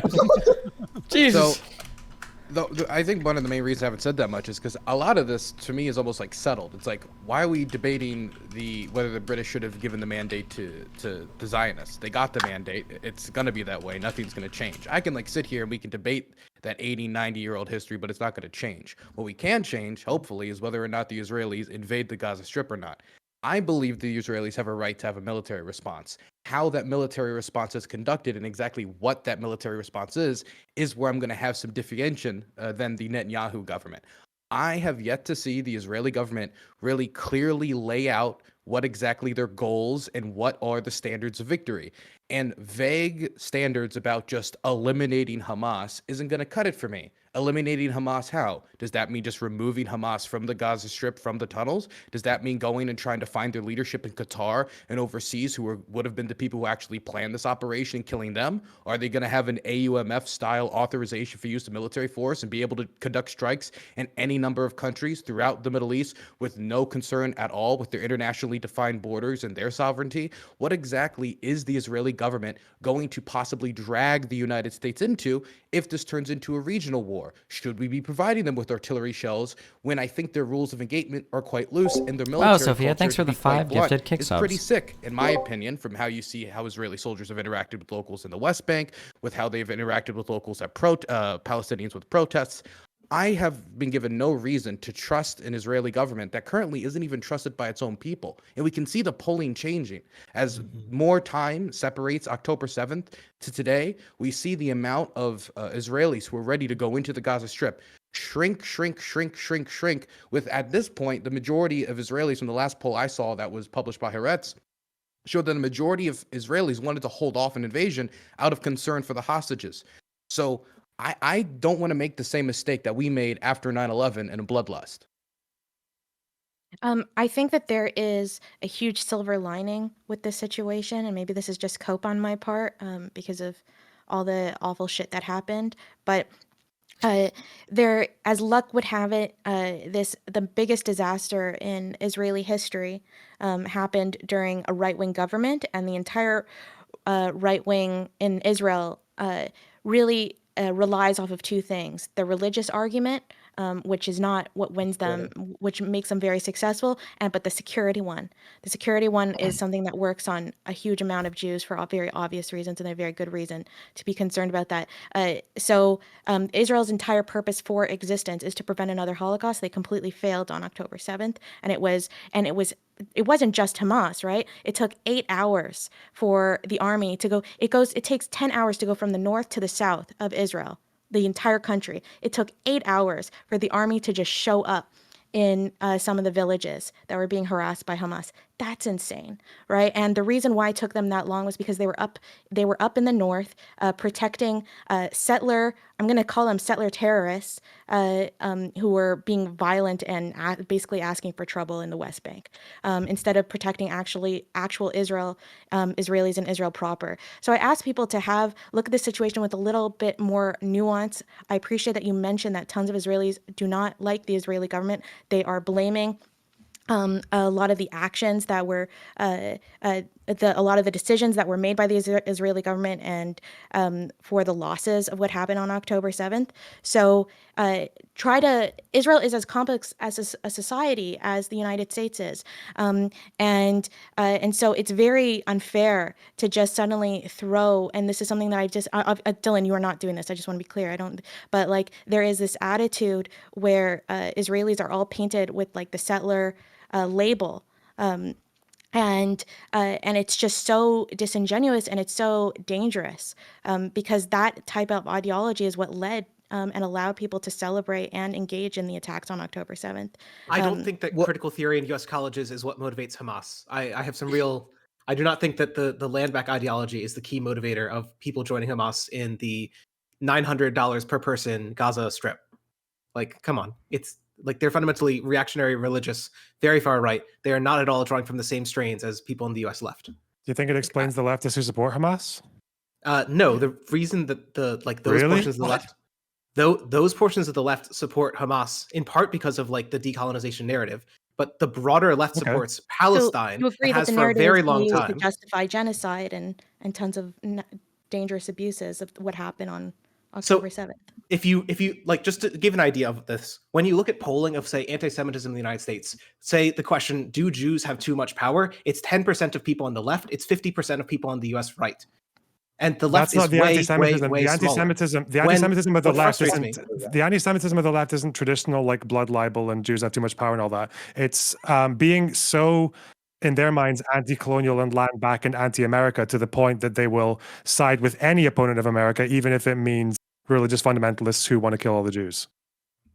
That's why you get people like Judith Butler saying Hezbollah and fucking Hamas can be considered like left wing, right? This is like, so I'm obviously I can't prove this, but this is just a feeling I have. I feel like if a one-state solution were set up, I feel like if through some amount of time, some amount of terrorist activities and some external pressure from Arab states that like mass pogroms or assassination or murders of Jews started happening within Israel, I feel like most leftists would either be quiet or they would celebrate in states in response to all of the oppression that had been previously experienced by Palestinians. I don't think that's much of a stretch to say.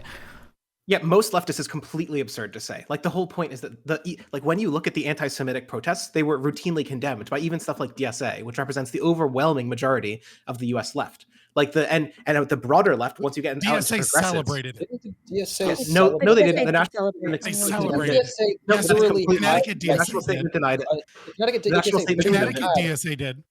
Yeah, Connecticut DSA is DSA fucking did. insane. And you, And yeah, but no, what I'm so I trying to think- point I to, think- So you just said that DSA didn't, but we just Yeah, demonstrated just that they said- did. So because every day I get some messages chapters from are Jews, morons, but socialist Jews national- that have been Oh my ostracized God. from their own communities because of this. Like this is a severe issue When that you- the left has to deal with.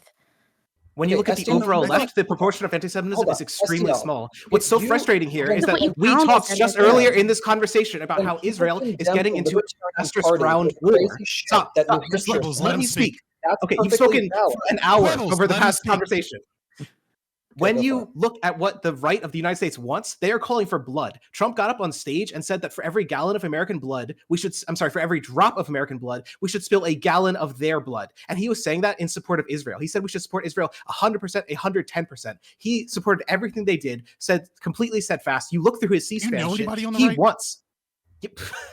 You're here. The point more broadly is that Donald Trump, Exactly. The possibly the anarchists. next president of the United States, Fabian Liberty is really representative of the Republican Party. the next president of the United States very possibly wants Gaza flattened. Okay, Lindsey Graham said that Gaza should be flattened. When you look at the response from the right, they want Israel to do something so that is so insane that it might destroy Israel. When you talk about Israel having a risk of being destroyed, aristocracy, the right is the one that runs that risk. It's not I don't know decolonial who you're activists in the talking left. to. Like, I don't know who you're talking to, though. No one on this panel is in support of Trump. There's literally not one of us. And no one Let me- here is let in me- support let me- of like threats of of dog bombing the anti-Semitism. Jews. Okay. So I don't know why. Threats of I don't know. anti-Semitism and the threats to Israel come disproportionately from the right within Israel and within the United States. That's the argument. So Threats to Eris Jews and brings threats up to this Israel are not the same. It is not true that the majority of American threats to Israel are coming from the Republican Party. That doesn't mean that it's a defense writ large of the Republican Party. They do a lot of other things that are terrible, but it is not true the Listen, majority of threats to the listen. country of Israel are coming from the right today in the Listen. United States. Listen. This is a really important thing that we have to understand. First, we need to understand that when we talk about the majority of opinions of any political group, Okay, he's about to go on some rat shit. Hold on, real quick, because I have to leave.